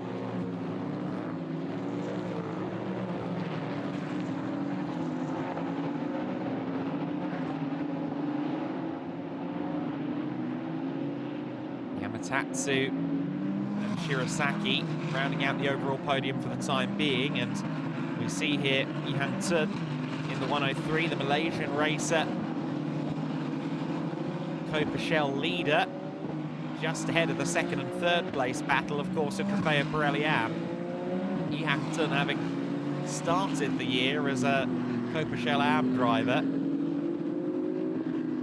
as the Copa champion after his bump up mid-season.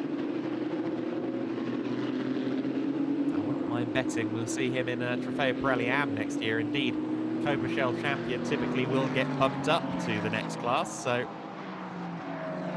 he'll be in Trofeo Pirelli Am next year, and what a formidable force he's been this year. I'm sure he'll be a front runner with another year of experience under his belt. His first season in racing. He has taken to it very quickly indeed. Rather more experienced Ernst Kirchmeier struggling for a way past Ihan Tun at the moment. Of course, for Kirchmeier, he would very much like to try and put Ihan Tun between himself and Max, but I'm not sure that's forthcoming. Kirchmeier and Max continue to fight for second in the Trofeo Pirelli Am division, 7th and 8th overall.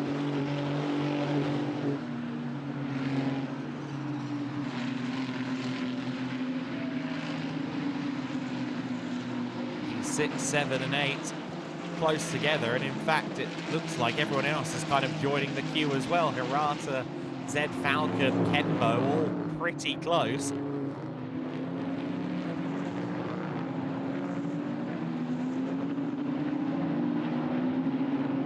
At the front of the field, the gap is coming down slightly between Suzuki and Yamatatsu, whose pace is improving. The gap was 1.3 seconds at the end of the first lap. It's now down to 0.8. Fastest lap of the race last time by for Yamatatsu, as we saw on the graphics. It does look as if Yamatatsu is trying to reel Suzuki in. He would love to simply cruise home, take second place and win the championship, I'm sure, but he'd love to stand on the top step as champion that little bit more. We've had some drive-through penalties on screen, including for this man, Phil Kim, the driver of car number 7, is going to receive a drive-through penalty. It's confirmed there on the graphics. He's going to receive a drive-through penalty for a starting infringement, and Cold Max also receiving a drive-through penalty. And in fact, I think Cold Max is serving that penalty. Yes, yes he is. There he is. So Cold Max and Phil Kim, both with drive-through penalties. That's two of the leading lights, of course, in the Trofeo Pirelli AM division. Cold Max is going to return to the field stone last. And Phil Kim, he may well take that buffer of three laps that you typically get here with a drive-through penalty to try and not be last. Oh, Yamatatsu with a big moment there going into Degner 1, just trying to get the car turned in, and it was fighting back, biting back every inch of the way. He had been making up ground, but that's no longer the case. The gap will have extended out to about 2.5 seconds.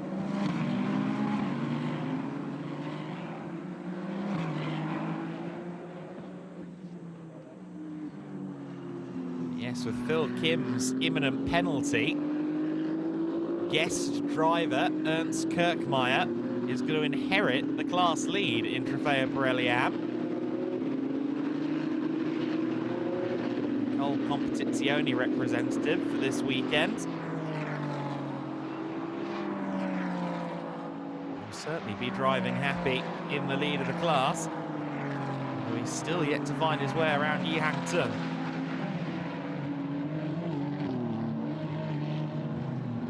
Will Phil Kim make his journey into the pits this time? Oh, I think he may have done. Yes, we just saw him pull into the pits there. So the drive-through penalty for car 7 is being served, and Phil Kim will, well, most likely drop back to the same piece of tarmac as Cold Max. He'll maybe have 2 or 3 seconds over Cold Max, of course, because they were a little bit separated prior to the drive-through penalties. Way. Both parties now with a lot of work to do, 5th and 6th respectively in Trofeo Pirelli AM, and the very back of the overall order.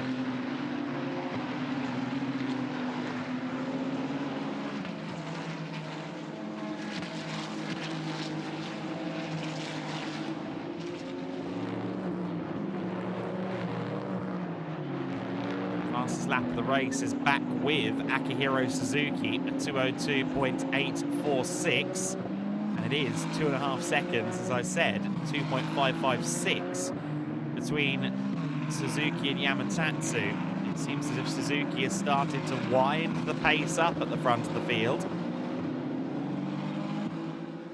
Zed Falcon in the 11 car will now be very keen to launch an attack on Katsuya Hirata in the 177. It's those two that we're following at the moment. Hirata in the blue car, and then Zed Falcon was the black car that just went through shot a couple of moments ago. Of Of course, Zed Falcon wants to clear Hirata to try and chase down Kirkmeyer for the Pirelli Am lead. Meanwhile, Naorayu and Funai having a battle.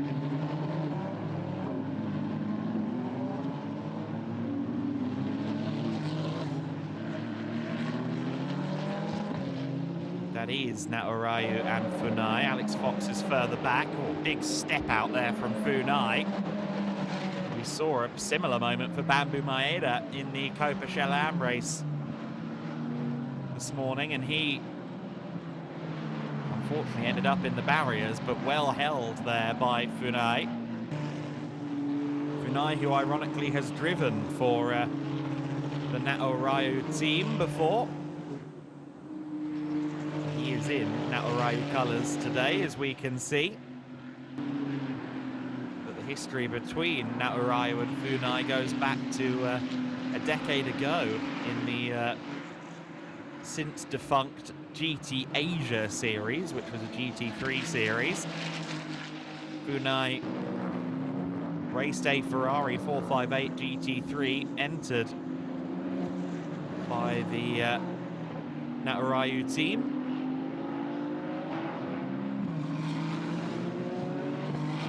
The very experienced racer.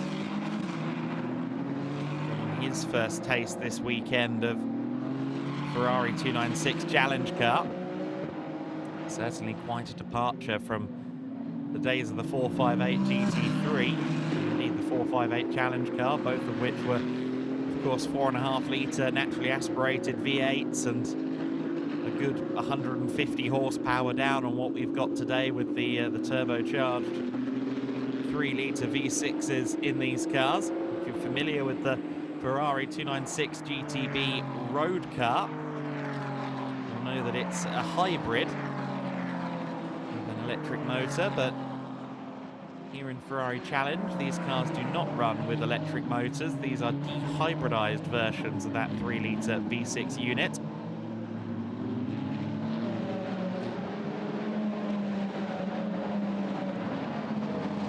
Oh, and slowing down a lot there was Hirata. Now, was that Hirata simply allowing Zed Falcon through? No, Hirata seems to be ailing. Backed way, way off the driver who was second, and he is currently second in Copa Shell, but clearly with a drama there down the main straight at least. He's carrying decent speed here through the S's. Hirata would be most bizarre for him to decide to allow people through just because they're in another class. I think maybe just suffering a bit for straight line speed at the moment by the looks of it, because around the corners the car looks okay. Most unfortunate for Hirata if he does have a problem. Certainly, I don't think he'd be allowing himself to fall into the clutches of Naorayu, who also runs in Copa Shell, if he didn't have some sort of malady going on. We saw on screen, incidentally, that Yasutaka Shirasaki now has the fastest lap of the race, and he's trying to chip away at the gap between himself and Yamatatsu, which runs at about 2.3 seconds at the moment.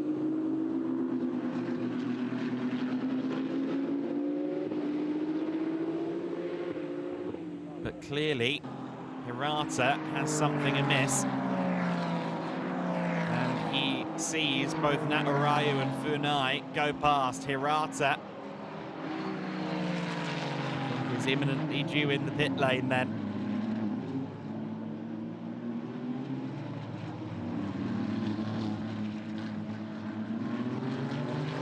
Hirata, who was running second in the championship by just 1 point coming into today's race.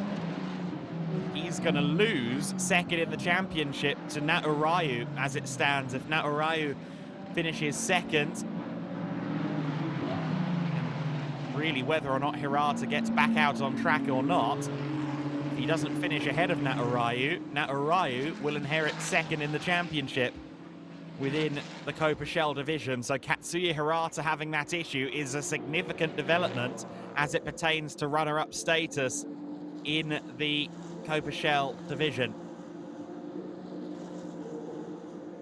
A bit of disappointment then for Hirata. Even if he got back out on the track immediately now, he'd have an uphill battle to do anything to try and reclaim that second place in the championship. Another penalty, unfortunately, has hit the account of Cold Max, who just got past Michael Choi there. Cold Max has a 10-second penalty. And that's for contact at the race start. We did see some carbon fiber flying as the race began, and apparently Cold Max was involved in that and judged to have been the instigator in that. Plus 10 seconds added to his race time on top of the drive-through. That's a hefty sting that's been handed down to him by race control. They will have reviewed all footage and evidence that they could to come to that decision.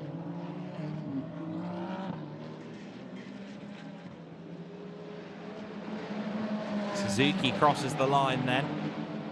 Still just over 2.6 seconds, or just over 2.5 seconds clear of Yamatatsu, 2.691. And Shirasaki is really putting the hammer down. 2:02.3 last time by. 4/10 quicker than the race leader and Yamatatsu in second place. Yasutaka Shirasaki. Third position, hunting down the opportunity to take second place. Shirasaki fairly comfortable at the moment for third in the championship. He's within striking distance of Akihiro Suzuki, 8.5 points behind Akihiro Suzuki in the championship consideration.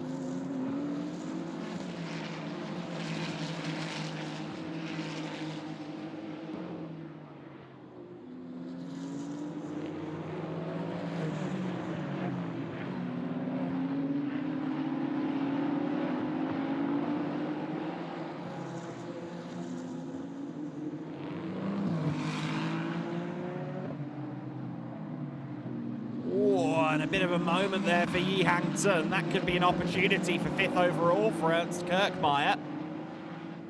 Yi Hang-tun there just asking a bit too much of the front end and the rear end through the hairpin, and ended up skimming his Pirelli P0s across the surface in a slide. And the Copa Shell leader has just behind him the Trofeo Pirelli AM lead battle as well. Kirkmeyer has been closed in on here by Zed Falcon. Zed Falcon in turn has Kenbo closing in on him.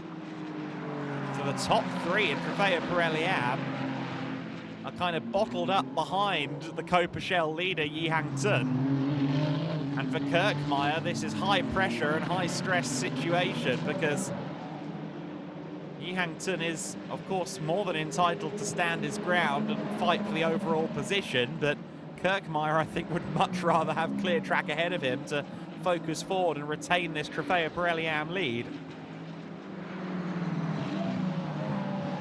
Again, theoretically speaking, the Trofeo Pirelli AM drivers are rated above Copa Shell level. But I get the feeling that as this year has gone on, Yi Hang-tun, who began as a Copa Shell AM driver and got bumped up to Copa Shell, I think his rapid development as a driver will see him put up a division again in 2027, because look at how he's dominating. And indeed, as champion in Copa Shell, he would be put up into Pirelli AM anyway. We know he's won that Copa Shell title, but boy, will he be competitive if he's in Trofeo Pirelli AM next year, based on what we're seeing.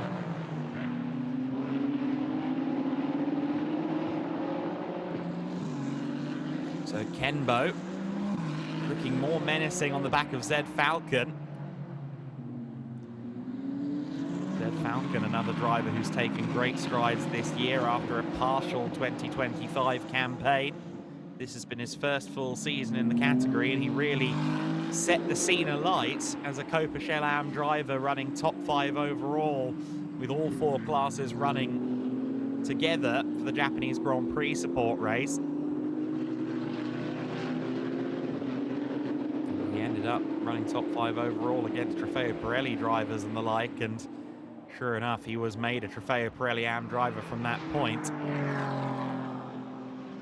Confirmation of Cold Max's 10-second penalty that you see there, as we once again unfortunately have Hirata with issues. He'll be back to the pits. That was an outlap for him. Hirata's campaign for second in the championship, which he was holding in Copa Shell prior to today, that consideration unfortunately is gone.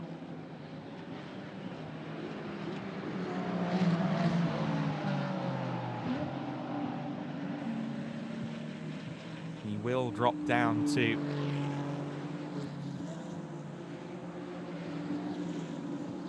third in the championship as it stands. I think he's just far enough ahead of Liang Chenyu to retain third in the points within Copa Shell, but unfortunately the car crying enough. Of course, they're going to work hard to try and get him back out there. He wants the track time, unquestionably.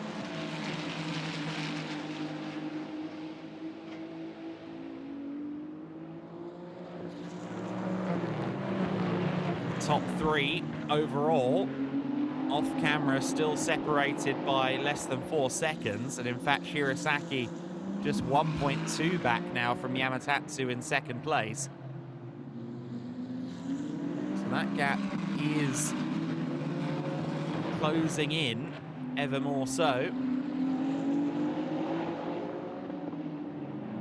Getting a look here at Liang Chenyu, the blue striped white car. He's just ahead of the recovering Cold Max, who again, after his drive-through earlier on, will have a 10-second penalty applied to his race, so not the end of the season that he would have liked. But if he can clear these 2 drivers ahead of him, Liang Chenyu and Alex Fox, who are fighting it out for a Copa Shell podium at the moment, if he can clear them, he might still make the overall top 10. And Alex Fox there ran wide, seemingly. And Cold Max trying to get involved. Oh, Cold Max with a big hit to the Armco barrier. The 15 car just colliding with Liang Chenyu, and the race has been red flagged, understandably.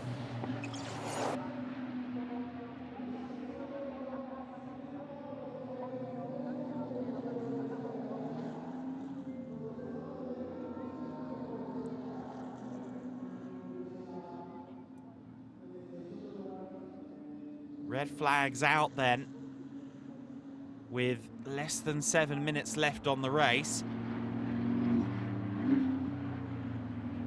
Of course, it's never the priority after such a dramatic incident, but with less than 7 minutes to go, that might be the conclusion to the race. We'll have to see. Akihiro Suzuki, our race leader at the time of the red.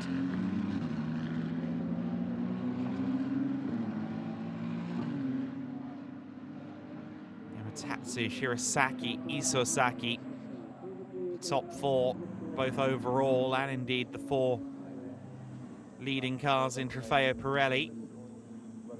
Yi Tun was P5 overall and leading in Copa Shell division ahead of Pirelli Am leader Ernst Kirkmeyer, who was under a good bit of scrutiny. He might be somewhat relieved that he's no longer got Zed Falcon and Kembo imminently behind him.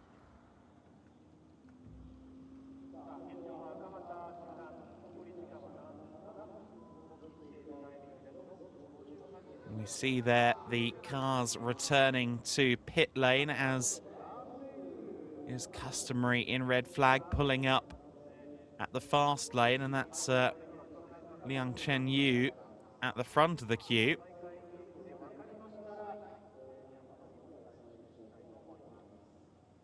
Who, of course, was one of the parties involved with that big incident just now. Suzuki idling the 17 car back to the pits.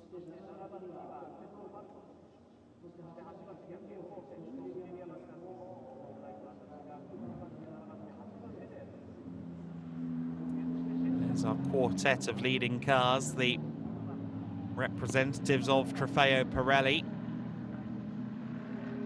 Motohiko Isosaki had a fairly anonymous race to that point, and that is great to see. Cold Max is out of the car.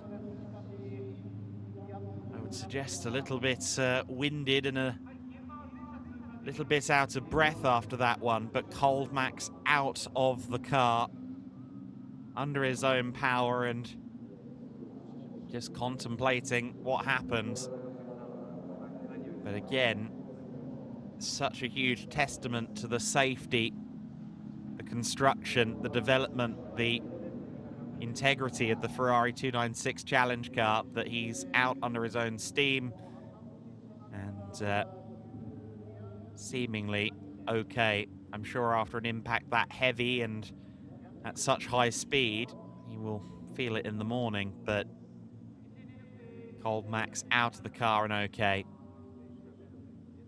Again, just the biggest testament to how incredible this Ferrari 296 Challenge car is, the performance level. We mentioned those statistics, you know, 700 horsepower, 1,330 kilos dry weight, and up to 870 kilos of downforce at 250 kilometers an hour. It's an incredibly fast car, and with that speed needs to come safety, and absolutely over-engineered from a safety standpoint, as it should be.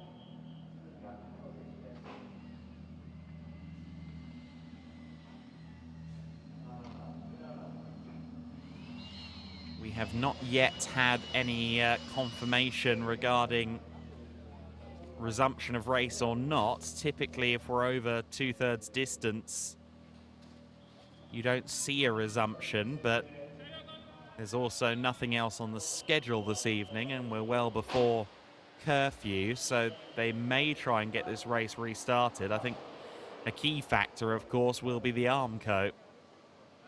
And given the speed and force with which Cold Max found the Armco barrier, I would suggest that needs a significant bit of attention.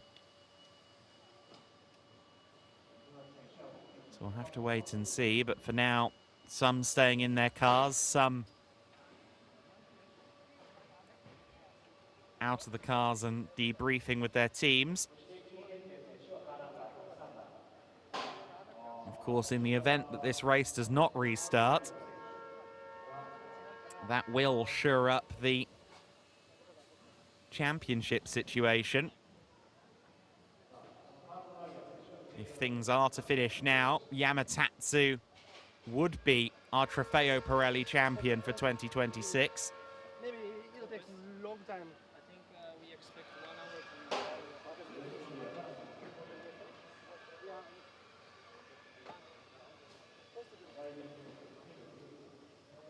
And in the Pirelli AM division, as we know, Kembo came in as champion and Yi Hang-tun confirmed this morning as Copa Shell champion. So the only title left to decide was Yamatatsu's, and if the checkered flag does wave on this race here, it will be Yamatatsu's title.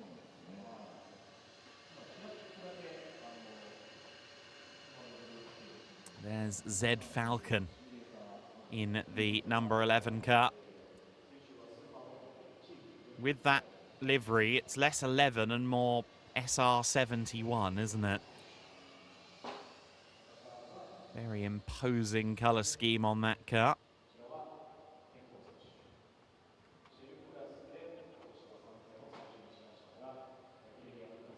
Kembo's number 70, another Team Naorayu livery. Of course, representing the Corner Shiba dealership, but running under the Naorayu label as well.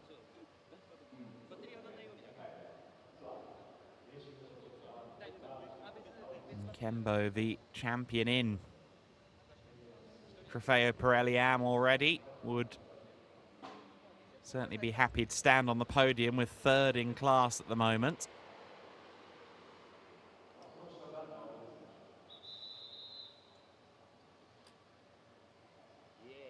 We've just had confirmation that the race is going to restart, and it will restart at 4:30 p.m. local time for Suzuka. So that's around 20 minutes from now.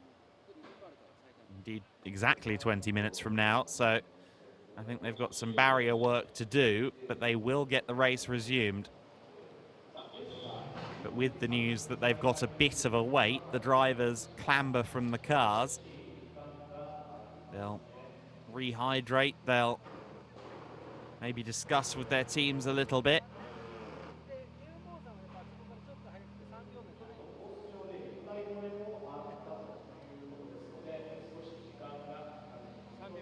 Toshihito Funai, driver of the number 3 car, who just moved into the overall top 10. He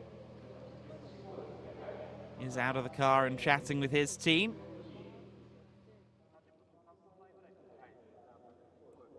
Of course, they'll need to reorganize the order of these cars on the grid at some point, or in the pit lane at some point. Liang Chenyu was on the lead lap and running 11th at the time of that incident for Cold Max that, of course, did involve Liang Chenyu.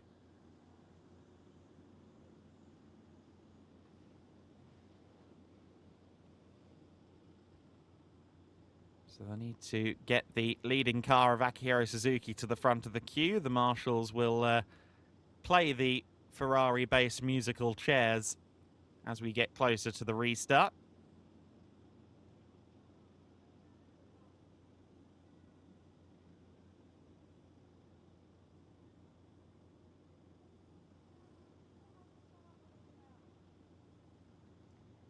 You see there again the confirmation that the race will resume in some,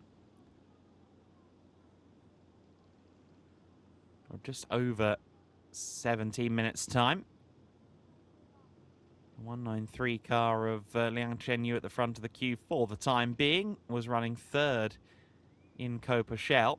Now Liang Chenyu, as we've alluded to previously, was coached early on, and I think still coached, although I haven't seen him much recently, but I think still coached by Yurai Uchida, who was, of course, the dominant force of Ferrari Challenge Japan in the early seasons, won the title in 2023 and 2024.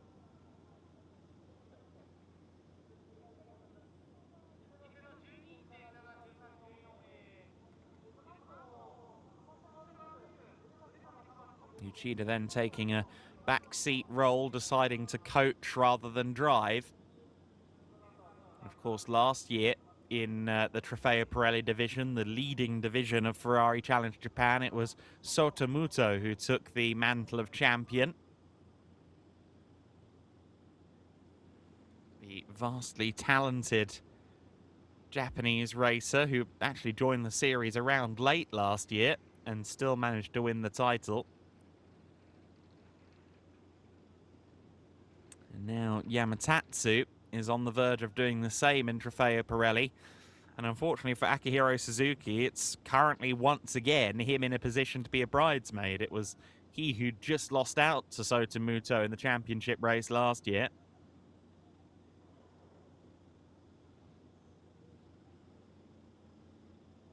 But one would imagine that he won't be deterred and he will continue to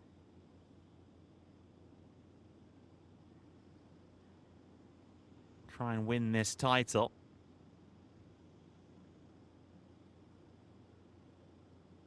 The driver of the 17, who has raced just about every GT category there is to race in Asia over the years, including, of course, what is the flagship of Japanese and indeed Asian motorsport, that being the Super GT Championship in the top class, the GT 500 class. And some of his Super GT efforts came in Ferrari cockpits.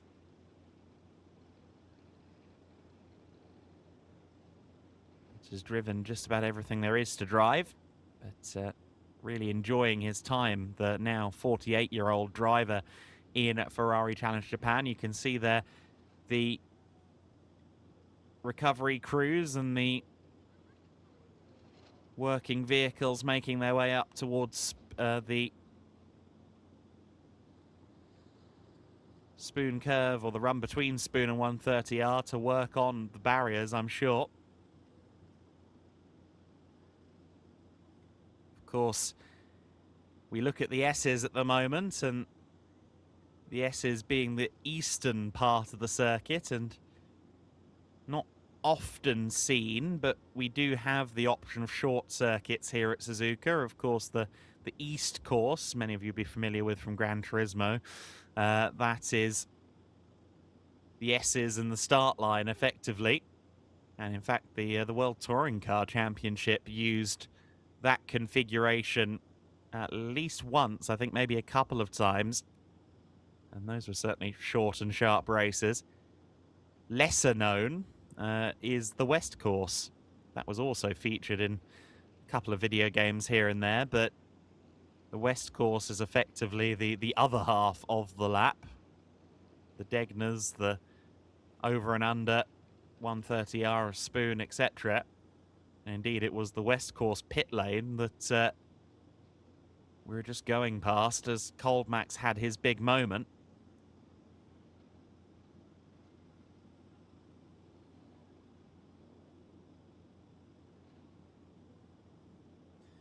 And indeed, it was the paddock behind the West course where the Ferrari Challenge Japan cars were based at the start of the year, when we were on the Japanese Grand Prix support bill here at Suzuka.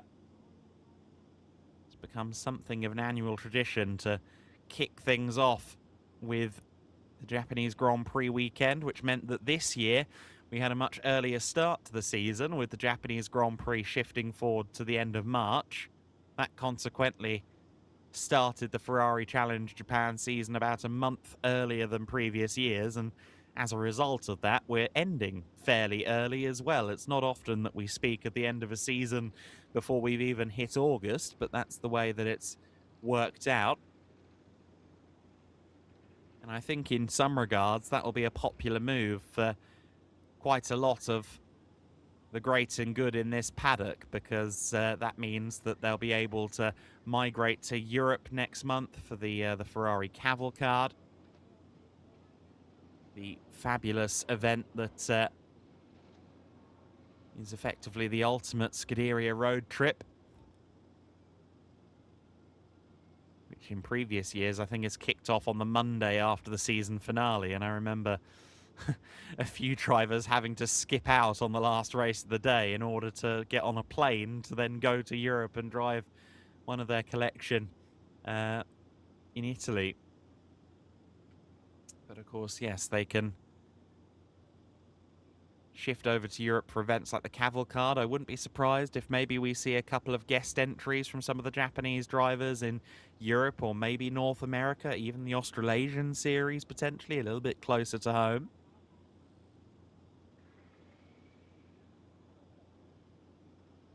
And then, of course, I'm sure a fair few of them will represent Ferrari Challenge Japan, as it were, when Finale Mondiale takes place in mid-November. This year it moves to the Circuit de Barcelona, Catalunya.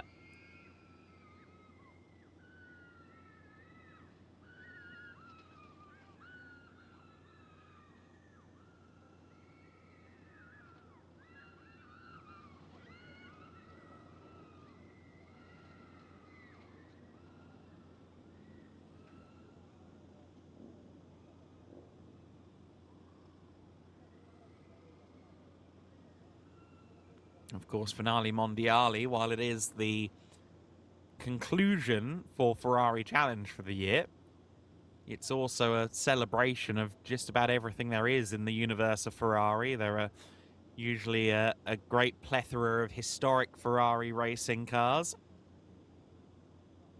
Of course, the headliners there being F1 Clienti, the program that allows the most committed enthusiasts to run authentic race-driven Ferrari Formula One cars. And then you've got the XX program cars like the Enzo-based FXX, the LaFerrari-based FXXK, the 599XX et al., and indeed, of course, the Ferrari 499 Modificata, which is the effective customer version of the Ferrari 499P hypercar, the three-time Le Mans winning hypercar. It's a slightly different specification, but it is, in the broadest of strokes, the same car. And indeed, I think if push came to shove, you probably could convert a Modificata to Le Mans specifications if it were required.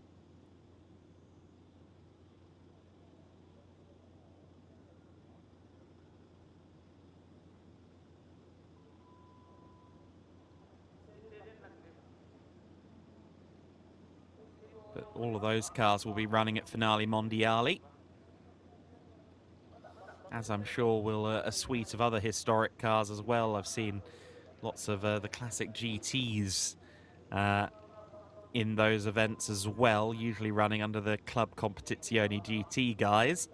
There's a lot of track time during Finale Mondiale and just a smorgasbord of incredible cars.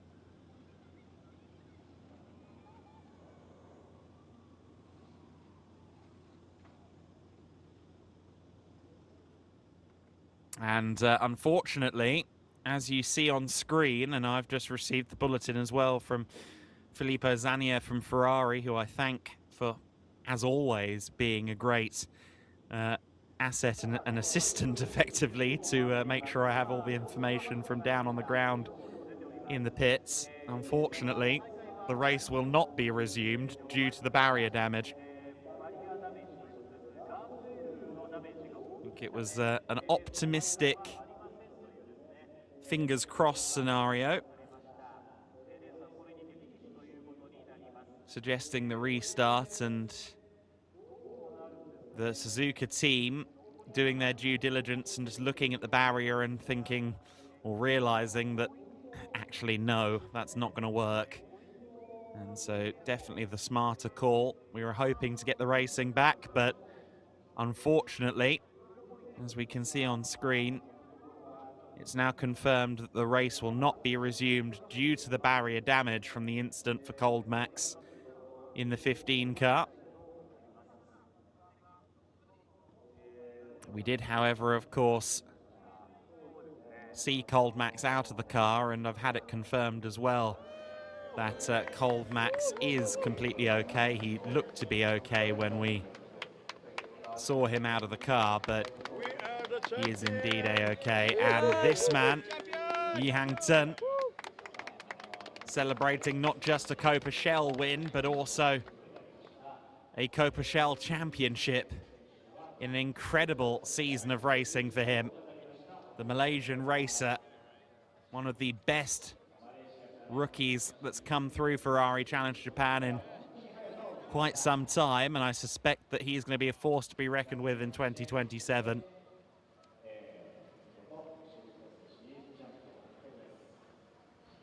Of course, this result will solidify Kembo's championship in Trofeo Pirelli Am.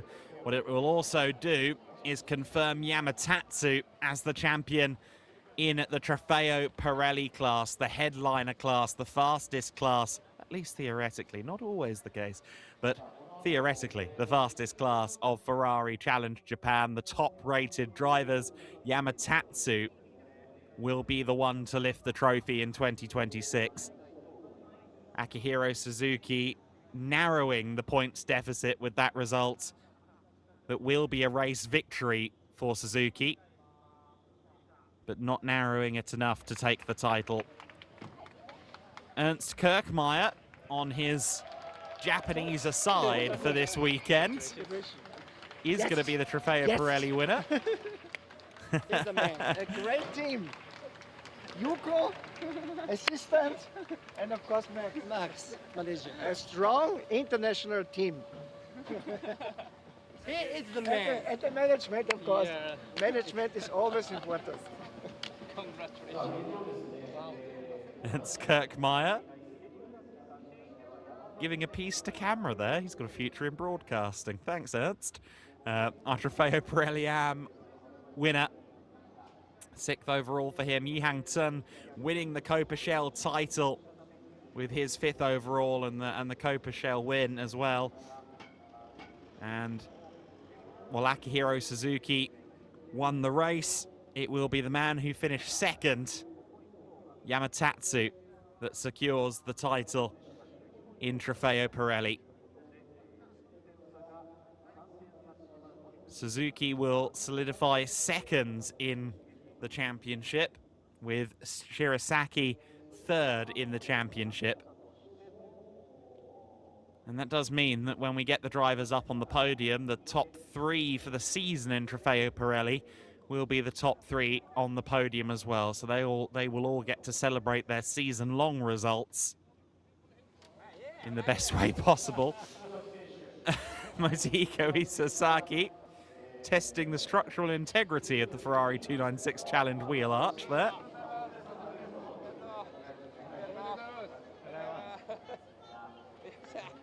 Isasaki always a bit of a live wire. He kept himself on his feet just there.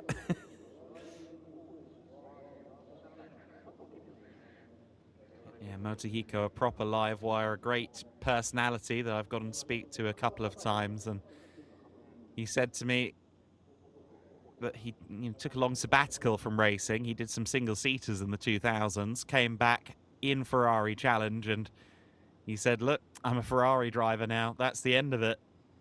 For the rest of my time racing, I'll be racing Ferraris. I'm not moving on from this. He absolutely loves the Ferrari Challenge Japan paddock and the Ferrari Challenge Japan series. Of course, he's also raced and won championships in Europe as well in Ferrari Challenge. Absolutely fantastic driver. And an equally fantastic personality for Isosaki. He was the winner of the Copa Shell Am race at the 2023 Ferrari Challenge Finale Mondiale. I'm sure he'll be back at Finale Mondiale in November at Barcelona.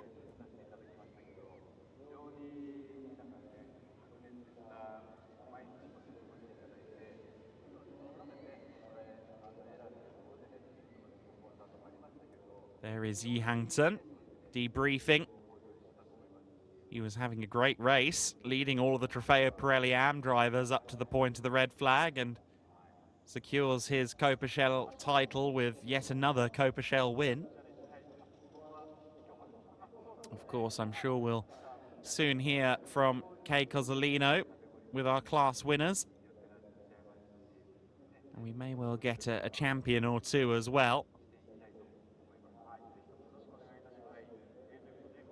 Cozzolino will have a spoil of riches, really, where it comes to working out who's talked to. A great many success stories today in Ferrari Challenge Japan. There is Yamatatsu that we just saw. Now the cars making their way back around. I think in some cases, perhaps not with the drivers at the wheel. I think the crews have maybe thrown a mechanic in there to get the cars back around and towards the paddock. But of course, we've already confirmed there will be no additional racing today, courtesy of the barrier damage on the run to 130R. If you are just joining us, big incident for Cold Max, but he was perfectly fine. And not the end of the season that he wanted, but the ever-exuberant driver of the 15 car will net second in Trofeo Pirelli Am this year. He'll be looking to go one better than runner-up in the 2027 title fight, I'm sure. The cars parading around.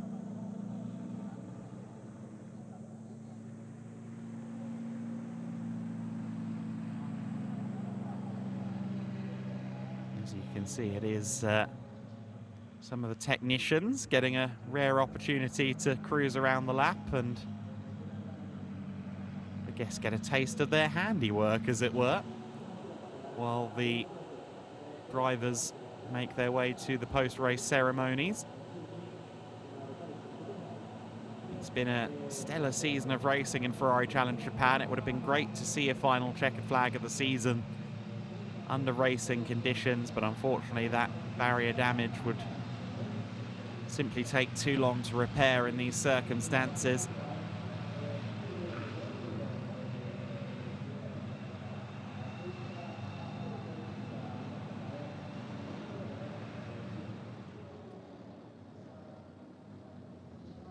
Of course, the 2027 Ferrari Challenge Japan plans will be known in the fairly near future. Will likely be announced in 2 or 3 months. But the series continuing to go from strength to strength with well over 25 cars across the 2 grids. Indeed, the reason we run 2 grids is because quite often we have well in excess of 30 cars. A few dropouts in Copa for this weekend and a couple of technical, or not technical issues, but a couple of incidents in Friday's running for Copa runners, slightly curtailing the Copa grid, but that's always the most populous class, and we'll see that again, I'm sure, in 2027.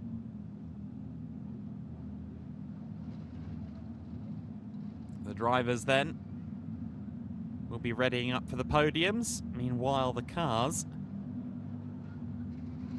are now headed back into the pits and to the paddock.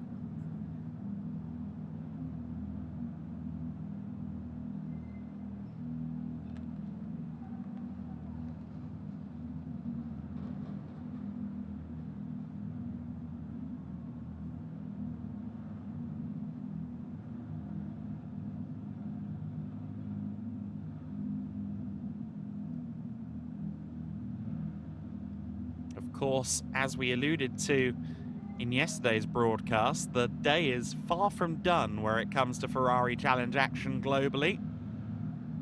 The Ferrari Challenge UK series will be back out on circuit later today at Brands Hatch.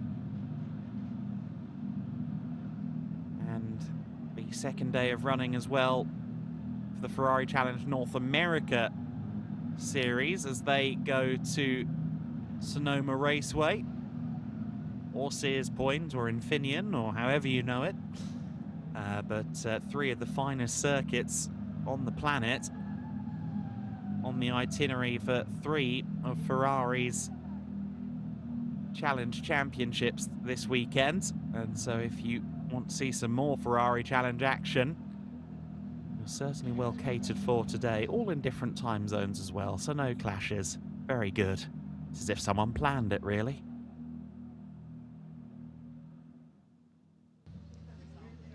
And ladies and gentlemen, here we have the race winner today of the Copa Shell Series, Ferrari Challenge Japan 2026, also the champion of the year, Yi Hang-tan. Congratulations. Thank you, thank you. So talk me through it. It was your year, your debut year as a rookie in Ferrari Challenge. You first started off in Shell Am. They promoted you to a higher category because you're driving way too fast, and you even won this series. How do you feel? さあ、シーズン始まり、イーハンタン選手はなんとね、デビューイヤーだったので、シェルアマカテゴリーからスタートして、あまりにもスピードが速かったので、カテゴリーがシェルクラスに、昇格して、なんと逆転シリーズチャンピオンです。お気持ちをお聞かせください。I feel very happy, of course. Didn't expect it since the start, but really happy to have it come out. Yep. そうですね、もう私もまさかチャンピオン取れることは、想定もしてなかったですし、とにかく優勝できて、本当に、嬉しかったです。So now that you're champion, you have next year coming up. Do you have any plans to come back to Ferrari Challenge Japan Series again next year? And if you do so, you might go up a category, but let us know how do you feel about it. さて、来年いよいよ2027年ももう始まりますが、また来年もご参加されますか？ It's definitely in the planning, but nothing is confirmed yet. Yeah. そうですね、正直来年も考えていますけど、まだ確定はしておりません。Lastly, please give out all the messages, a message to all the Ferrari fans in the world, and also maybe a message for drivers that are considering to enter Ferrari Challenge Series in Japan. Just come join. You'll know the fun. はい、ぜひフェラーリチャレンジに今後参加、をご検討されている方も来てください。楽しいですからということです。以上です。Congratulations! Thank you, thank you.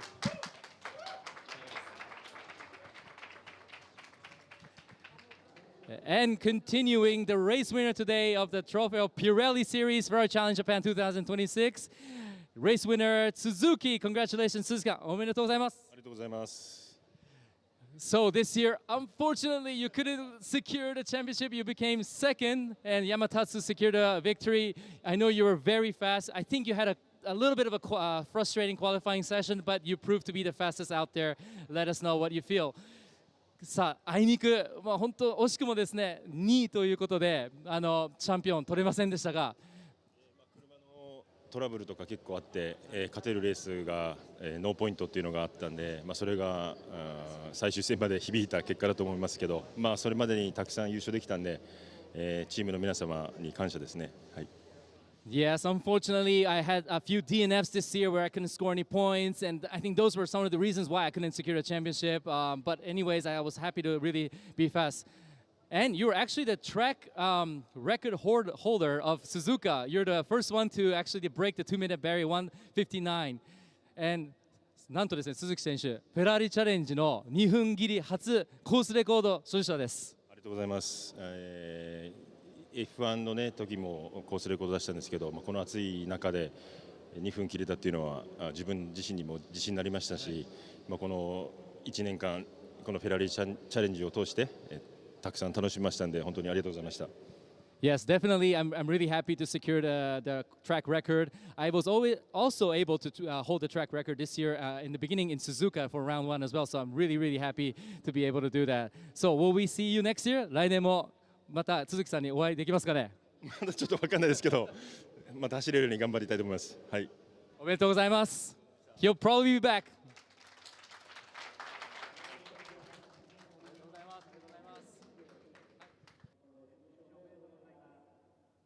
That's good news, isn't it? Akira Suzuki will be back. And continuing, we have the race winner of the Pirelli and Kirchmeier. Congratulations. Thank you so much.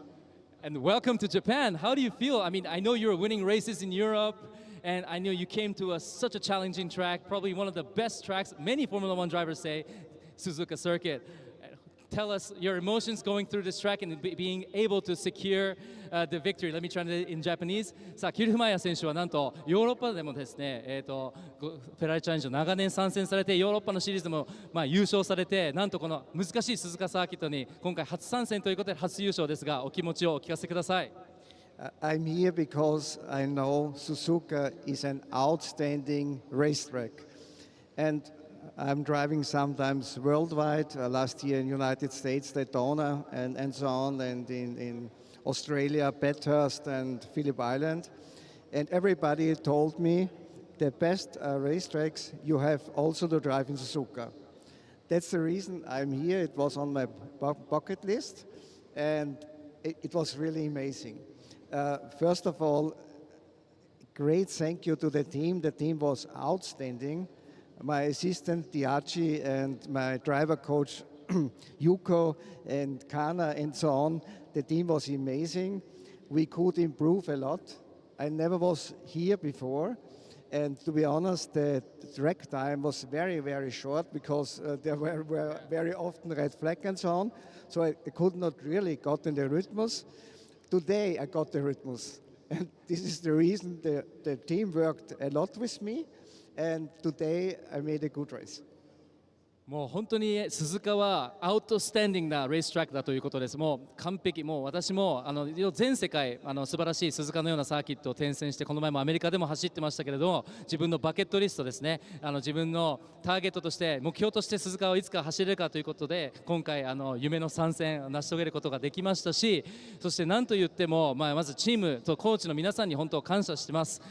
最初は出だしかなり鈴鹿サーキット攻略するのに結構時間もかかったし、苦戦したけれども、やっと今日のレースでリズムをつかむことができて、本当に優勝ができて嬉しいです。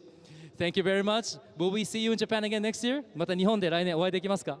If I can catch the same team, it's a good idea. Fuji maybe. そうですね、また同じチームで、そしてもしかしたら富士だったらやろうかなということです。Thank you very much and congratulations again. Thank you very much. ありがとうございます。And lastly, I would like to introduce you to the Drivers' Champion of the Trofeo Pirelli AM Class, Ferrari Challenge Japan, Drivers' Champion of 2026, Kenbo 選手、シリーズチャンピオンおめでとうございます。ありがとうございます。This year, you really proved to be really, really fast. You started off with a lower category. We promoted you to a higher category, and you anyways dominated. What was one of the key points to be able to achieve such great results this year? さあ、今年健坊選手ね、スタートしていただいて、早くてカテゴリーを昇格ということで、最終的にはピレリアムに上がりまして、そしてなんとまたチャンピオンということだったんですけども、この速さの秘訣を教えてください。もう何よりもチームメイトと一緒に切磋琢磨して、もうそれが全てです。The very important thing, the key point of why I was able to be doing great this year because of my teammates, my team, they did such a great job. It's teamwork. さあ、ということで、チャンピオンになりましたけれども、次の目標はいかがですか、フェラーリチャレンジ。What is your next target for Ferrari Challenge? チャンピオン取らせていただいたんですが、シェルからのポイントの持ち込みがだいぶ大きくて、しっかり今のクラスで戦っていきたいと思ってます。はい。Yeah, this year, let's just say I was a bit lucky because I started off as a Shell driver and I was able to carry over my championship points from Shell to Pirelli AM. So maybe that was one of my, that was a big help for me. But next year, probably I would like to start off as a Pirelli AM driver and really secure and defend my title. 改めまして、シリーズチャンピオンおめでとうございます。Congratulations! ありがとうございます。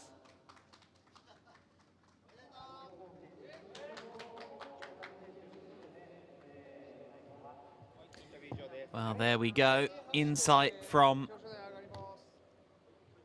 our winners in class, as well as Kenbo, the champion of the Trofeo Pirelli AM division.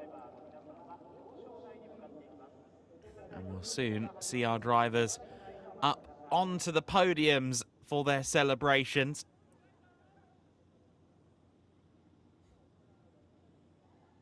And as I mentioned, in Trofeo Pirelli, our top three in the championship will be our top three on the podium. Not in the correct order, mind you, but Akihiro Suzuki, the race winner, Yamatatsu, second place, of course, the champion for the season, and Yasutaka Shirasaki will all get to celebrate together after their season-long battles.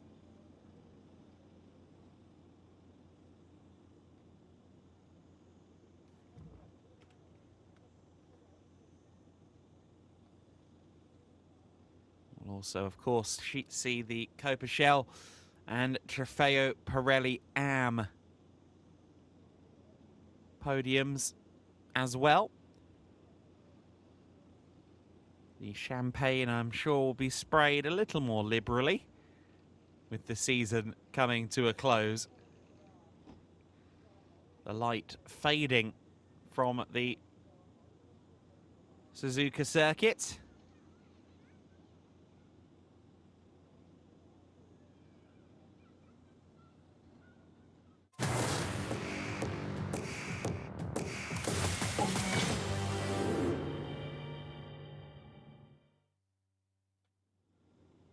let's light things back up with some nice shiny trophies. The Trofeo Pirelli drivers about to take the stage for their podium ceremony. First out will be Rosso Scuderia's number 19 driver, Yasutaka Shirasaki, third in the points this year, third in the race today.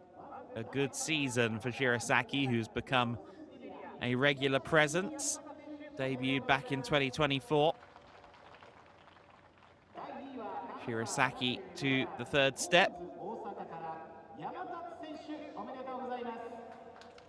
Yamatatsu, the champion of Trofeo Pirelli for 2026, the runner-up today here at Suzuka. But what a weekend and what a season he has had, having started off as a Trofeo Pirelli AM driver, getting promoted to Trofeo Pirelli, and now the champion of the leading class of Ferrari Challenge Japan. What a year. Auto Speciale's Akihiro Suzuki on the top step of the podium. A dealer representative from Auto Speciale joins the podium too. And now we observe the national anthem of Japan.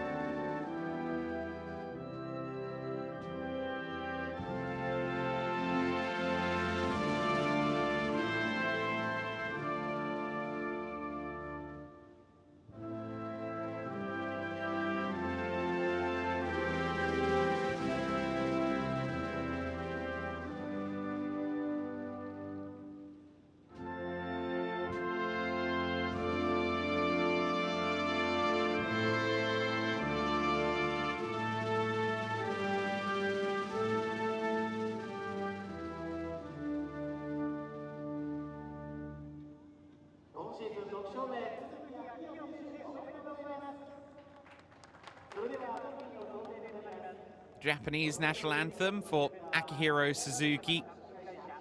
I think this could be the first time in Ferrari Challenge Japan history that we're going to have 3 different national anthems on these 3 podiums, because of course a Malaysian in the form of Yi Hang-tun won the Copa Shell class, and Trofeo Pirelli AM won by an Austrian driver in Ernst Kirkmeyer.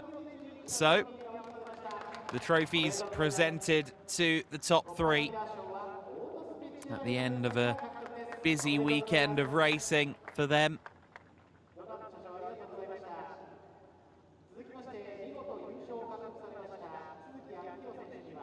We once again saw Donato Romaniello presenting the trophies, and a representative, of course, from Pirelli presenting the Pirelli trophy as well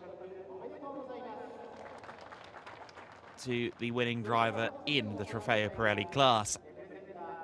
The Pirelli P0 tyres adorned to all of these cars naturally, and once again delivering fantastic performance to our drivers all season long. A great support network across the world for Pirelli teams in motorsport, in customer racing.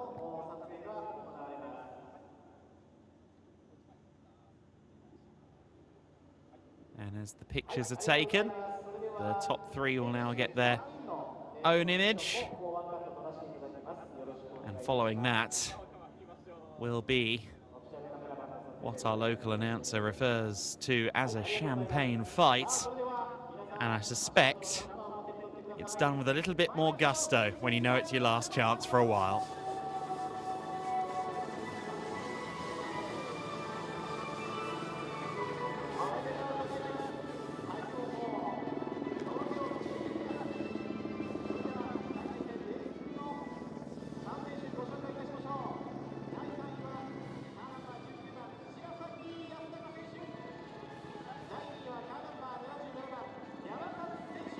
go, the celebrations. Yamatatsu, we see there on the second step of today's podium, at the top step of the championship for 2026 in Ferrari Challenge Japan.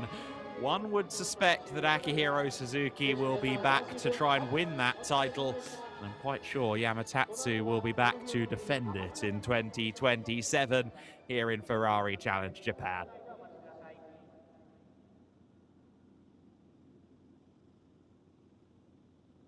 Next up should be the Trofeo Pirelli AM podium ceremony. And of course, that will be a celebration for Pirelli AM champion Kenbo, for Zed Falcon, who was runner-up today, and our winner for today, the guest driver from Austria, Ernst Kirchmeier, as well. Of course, Cold Max, who didn't finish today's race, he will be the vice champion, as we alluded to, and Zed Falcon will be third in the championship points ultimately. For now, Kenbo on the third step, our champion in Pirelli AM for this year. A very happy man. Zed Falcon for Cornes Nagoya takes the second step of the podium. But it's Ernst Kirchmeier, the guest, getting the opportunity to race at Suzuka. And he does so in winning fashion. For what I believe is the first time ever, the Austrian national anthem is going to play in Ferrari Challenge Japan. The dealership representative from Nicole Competizione joins the podium too. And we'll now observe the Austrian national anthem.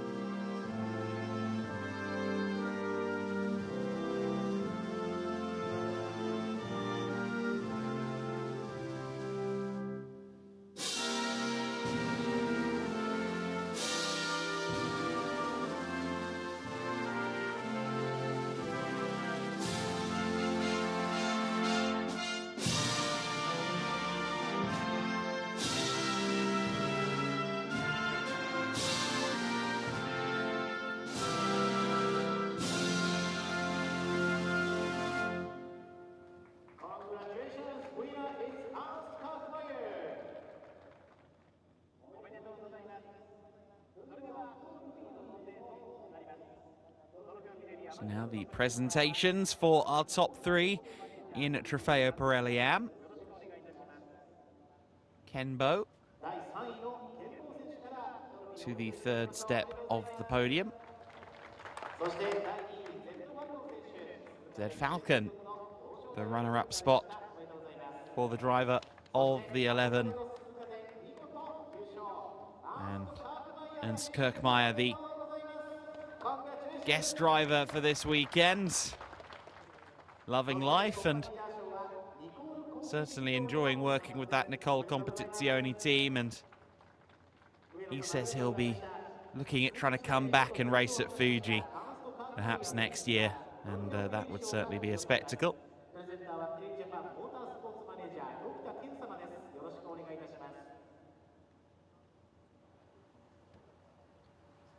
He will now also receive the Pirelli Awards. Hopefully he's got some room in the suitcase for trophies.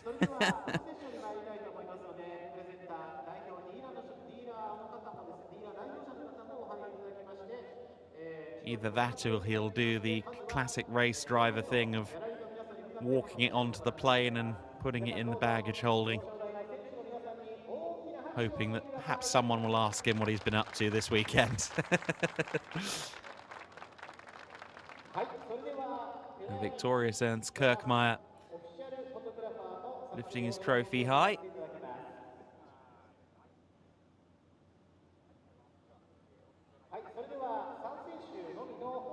Drivers posing for the pictures, and imminently they too will get the opportunity to celebrate with champagne showers. Here we go.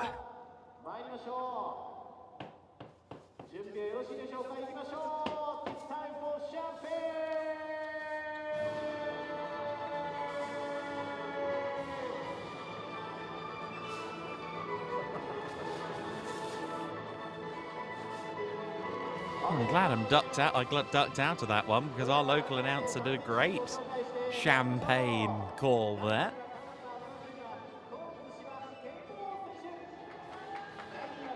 The celebrations will continue, I'm sure, for all of these drivers into the evening. And Zed Falcon having to evade Ernst Kirkmeyer there at the end.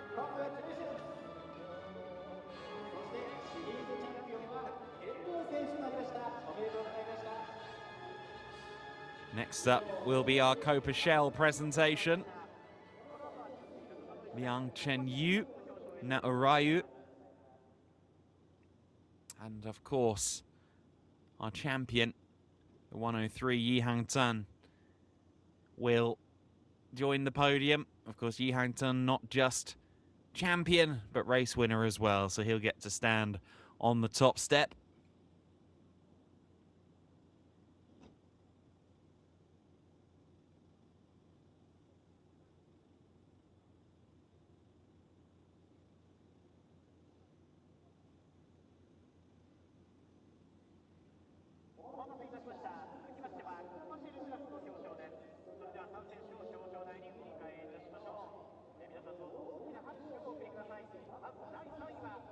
Of course, with Hirata's problems today, Naorayu will also be celebrating a runners-up spot in the title fight.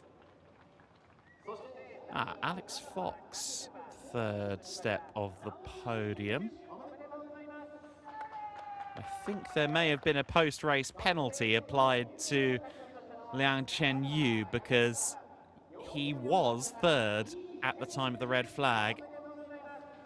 So Alex Fox has inherited third in class, second in class to Naorayu and Yi Hang-tun on the top step. The Malaysian racer making it 3 different countries on the top step across the 3 classes, and indeed 3 different countries on this podium specifically, with Malaysia, Japan and France all being represented. And Yi Hang-tun doing a great job this weekend and all season long. Naorayu second today, will be second in the championship also.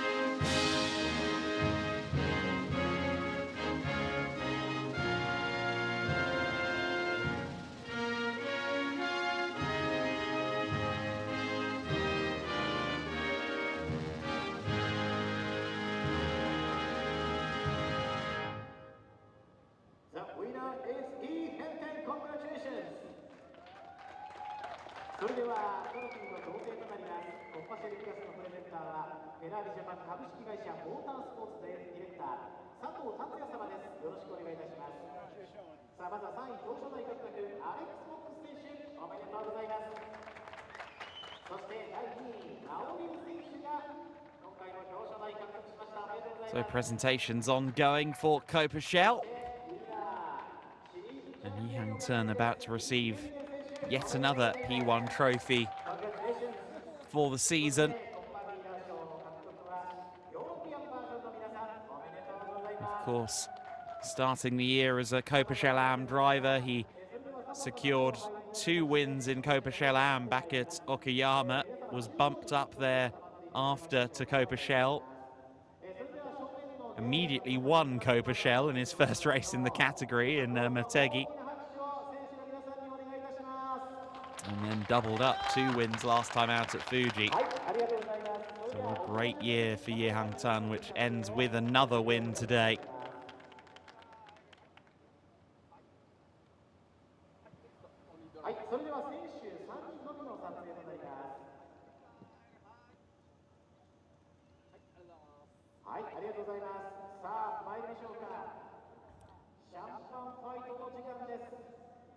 Congratulations and well wishes from all 3 drivers. And one last dousing of the champagne to conclude a great year for the Kopachel division of Ferrari Challenge Japan.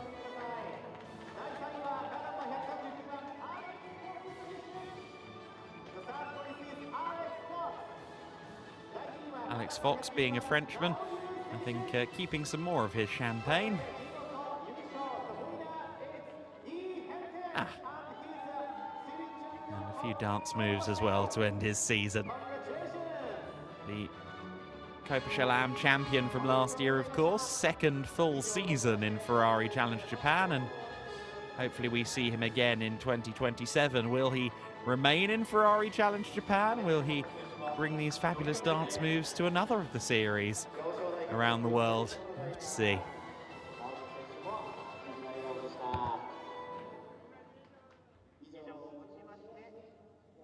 But now, with our presentations complete, we'll get a look back at the race, and I think we'll get a look at the point standings as well, if they've managed to do the maths quickly in the truck. What a season it has been in Ferrari Challenge Japan, though. Suzuka, the perfect cap to a season that started here as well. The Suzuka International Racing Course, revered by all parties. What a season and what a day it has been. It was a great start for Akihiro Suzuki from pole position. Some dramas further back, though. A couple of drivers jumping the start and some damage, some contact further back as well, but none of that affecting Akihiro Suzuki, who led Yamatatsu in the early going. Yasutaka Shirasaki fighting it out with Phil Kim, the 3rd position overall. Phil Kim, of course, leading in Trofeo Pirelli Am.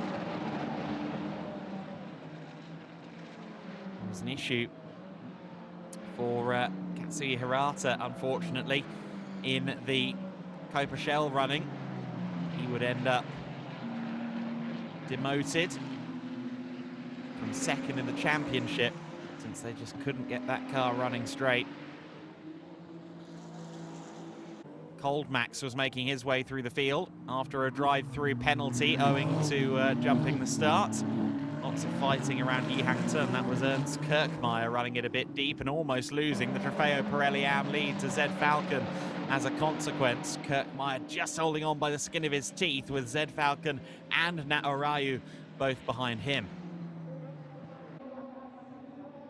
But unfortunately, red flags would be deployed shortly thereafter. Cold Max having a big incident that he was completely fine, but as a consequence, the race ending early. Akihiro Suzuki claiming the overall win, and Yamatatsu, the 2026 Trofeo Pirelli champion of Ferrari Challenge Japan, finishing in runners-up spot to him in 2nd position. So a great season has come to an end here in Ferrari Challenge Japan.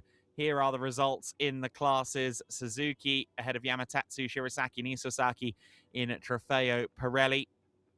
In the Trofeo Pirelli Am, Ernst Kirkmeyer, the guest driver, beating Zed Falcon and Kenbo just barely at the end of the race, as those three were really fighting it out. And of course, in the Copa Shell division, it was Yi Hang-tun, the champion of 2026, who topped his season off with a great win. Congratulations to our three champions from these divisions, Yi Hang-tun, Kenbo, and the Trofeo Pirelli champion, that being Yamatatsu, and of course to Jay, who won Copa Shell Am earlier in the weekend. We thank you so much for joining us in Ferrari Challenge Japan 2026. We'll see you again in 2027.